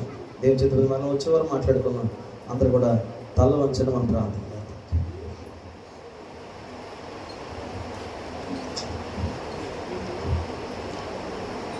ప్రార్థించాలి. ఒక్క నిమిషం అందరూ కలిసి ప్రార్థించాలి. వెంటనే మోకరించగలిగితే మోకరించి వచ్చాను, ప్రార్థించాలి. కొన్ని విషయాల్ని కనబడ్డాయి బైబిల్ గ్రంథంలో నుంచి. ఆ విషయాల్లో ఉన్నటువంటి ఆలోచన చేయడానికి ఇష్టపడుతూ దేవుని వాక్యం నమ్ముతూ ఉంది.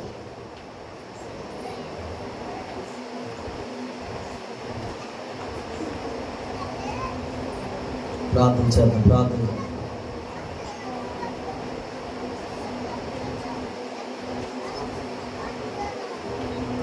అందరూ ప్రార్థన చేద్దాం ఒకసారి.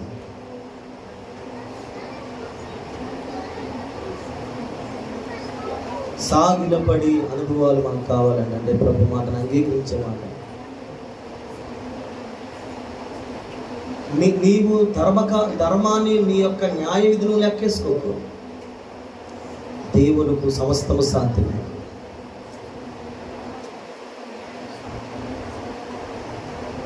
దేవుని కార్యాలు దూరమయ్యాయని చెప్పి భక్తి విశ్వాసాన్ని తగ్గించుకోవద్దు. అబ్రాహాములాగా పరిగెత్తుకుని ముందుకు సాగిలపడడం నేర్చుకోవద్దు.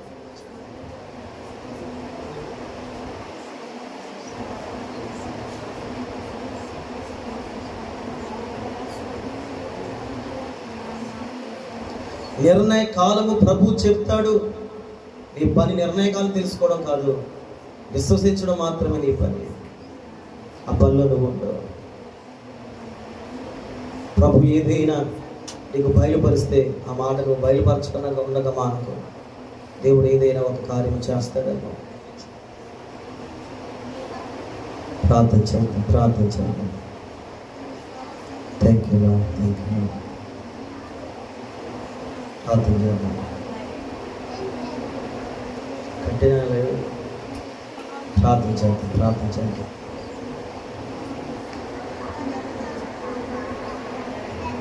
ప్రార్థించండి అందరూ. తమ్ముడు చముడు చెల్లి అందరూ కలిసి ప్రార్థించండి. చాలా మాటలు ప్రభు నాతో మాట్లాడి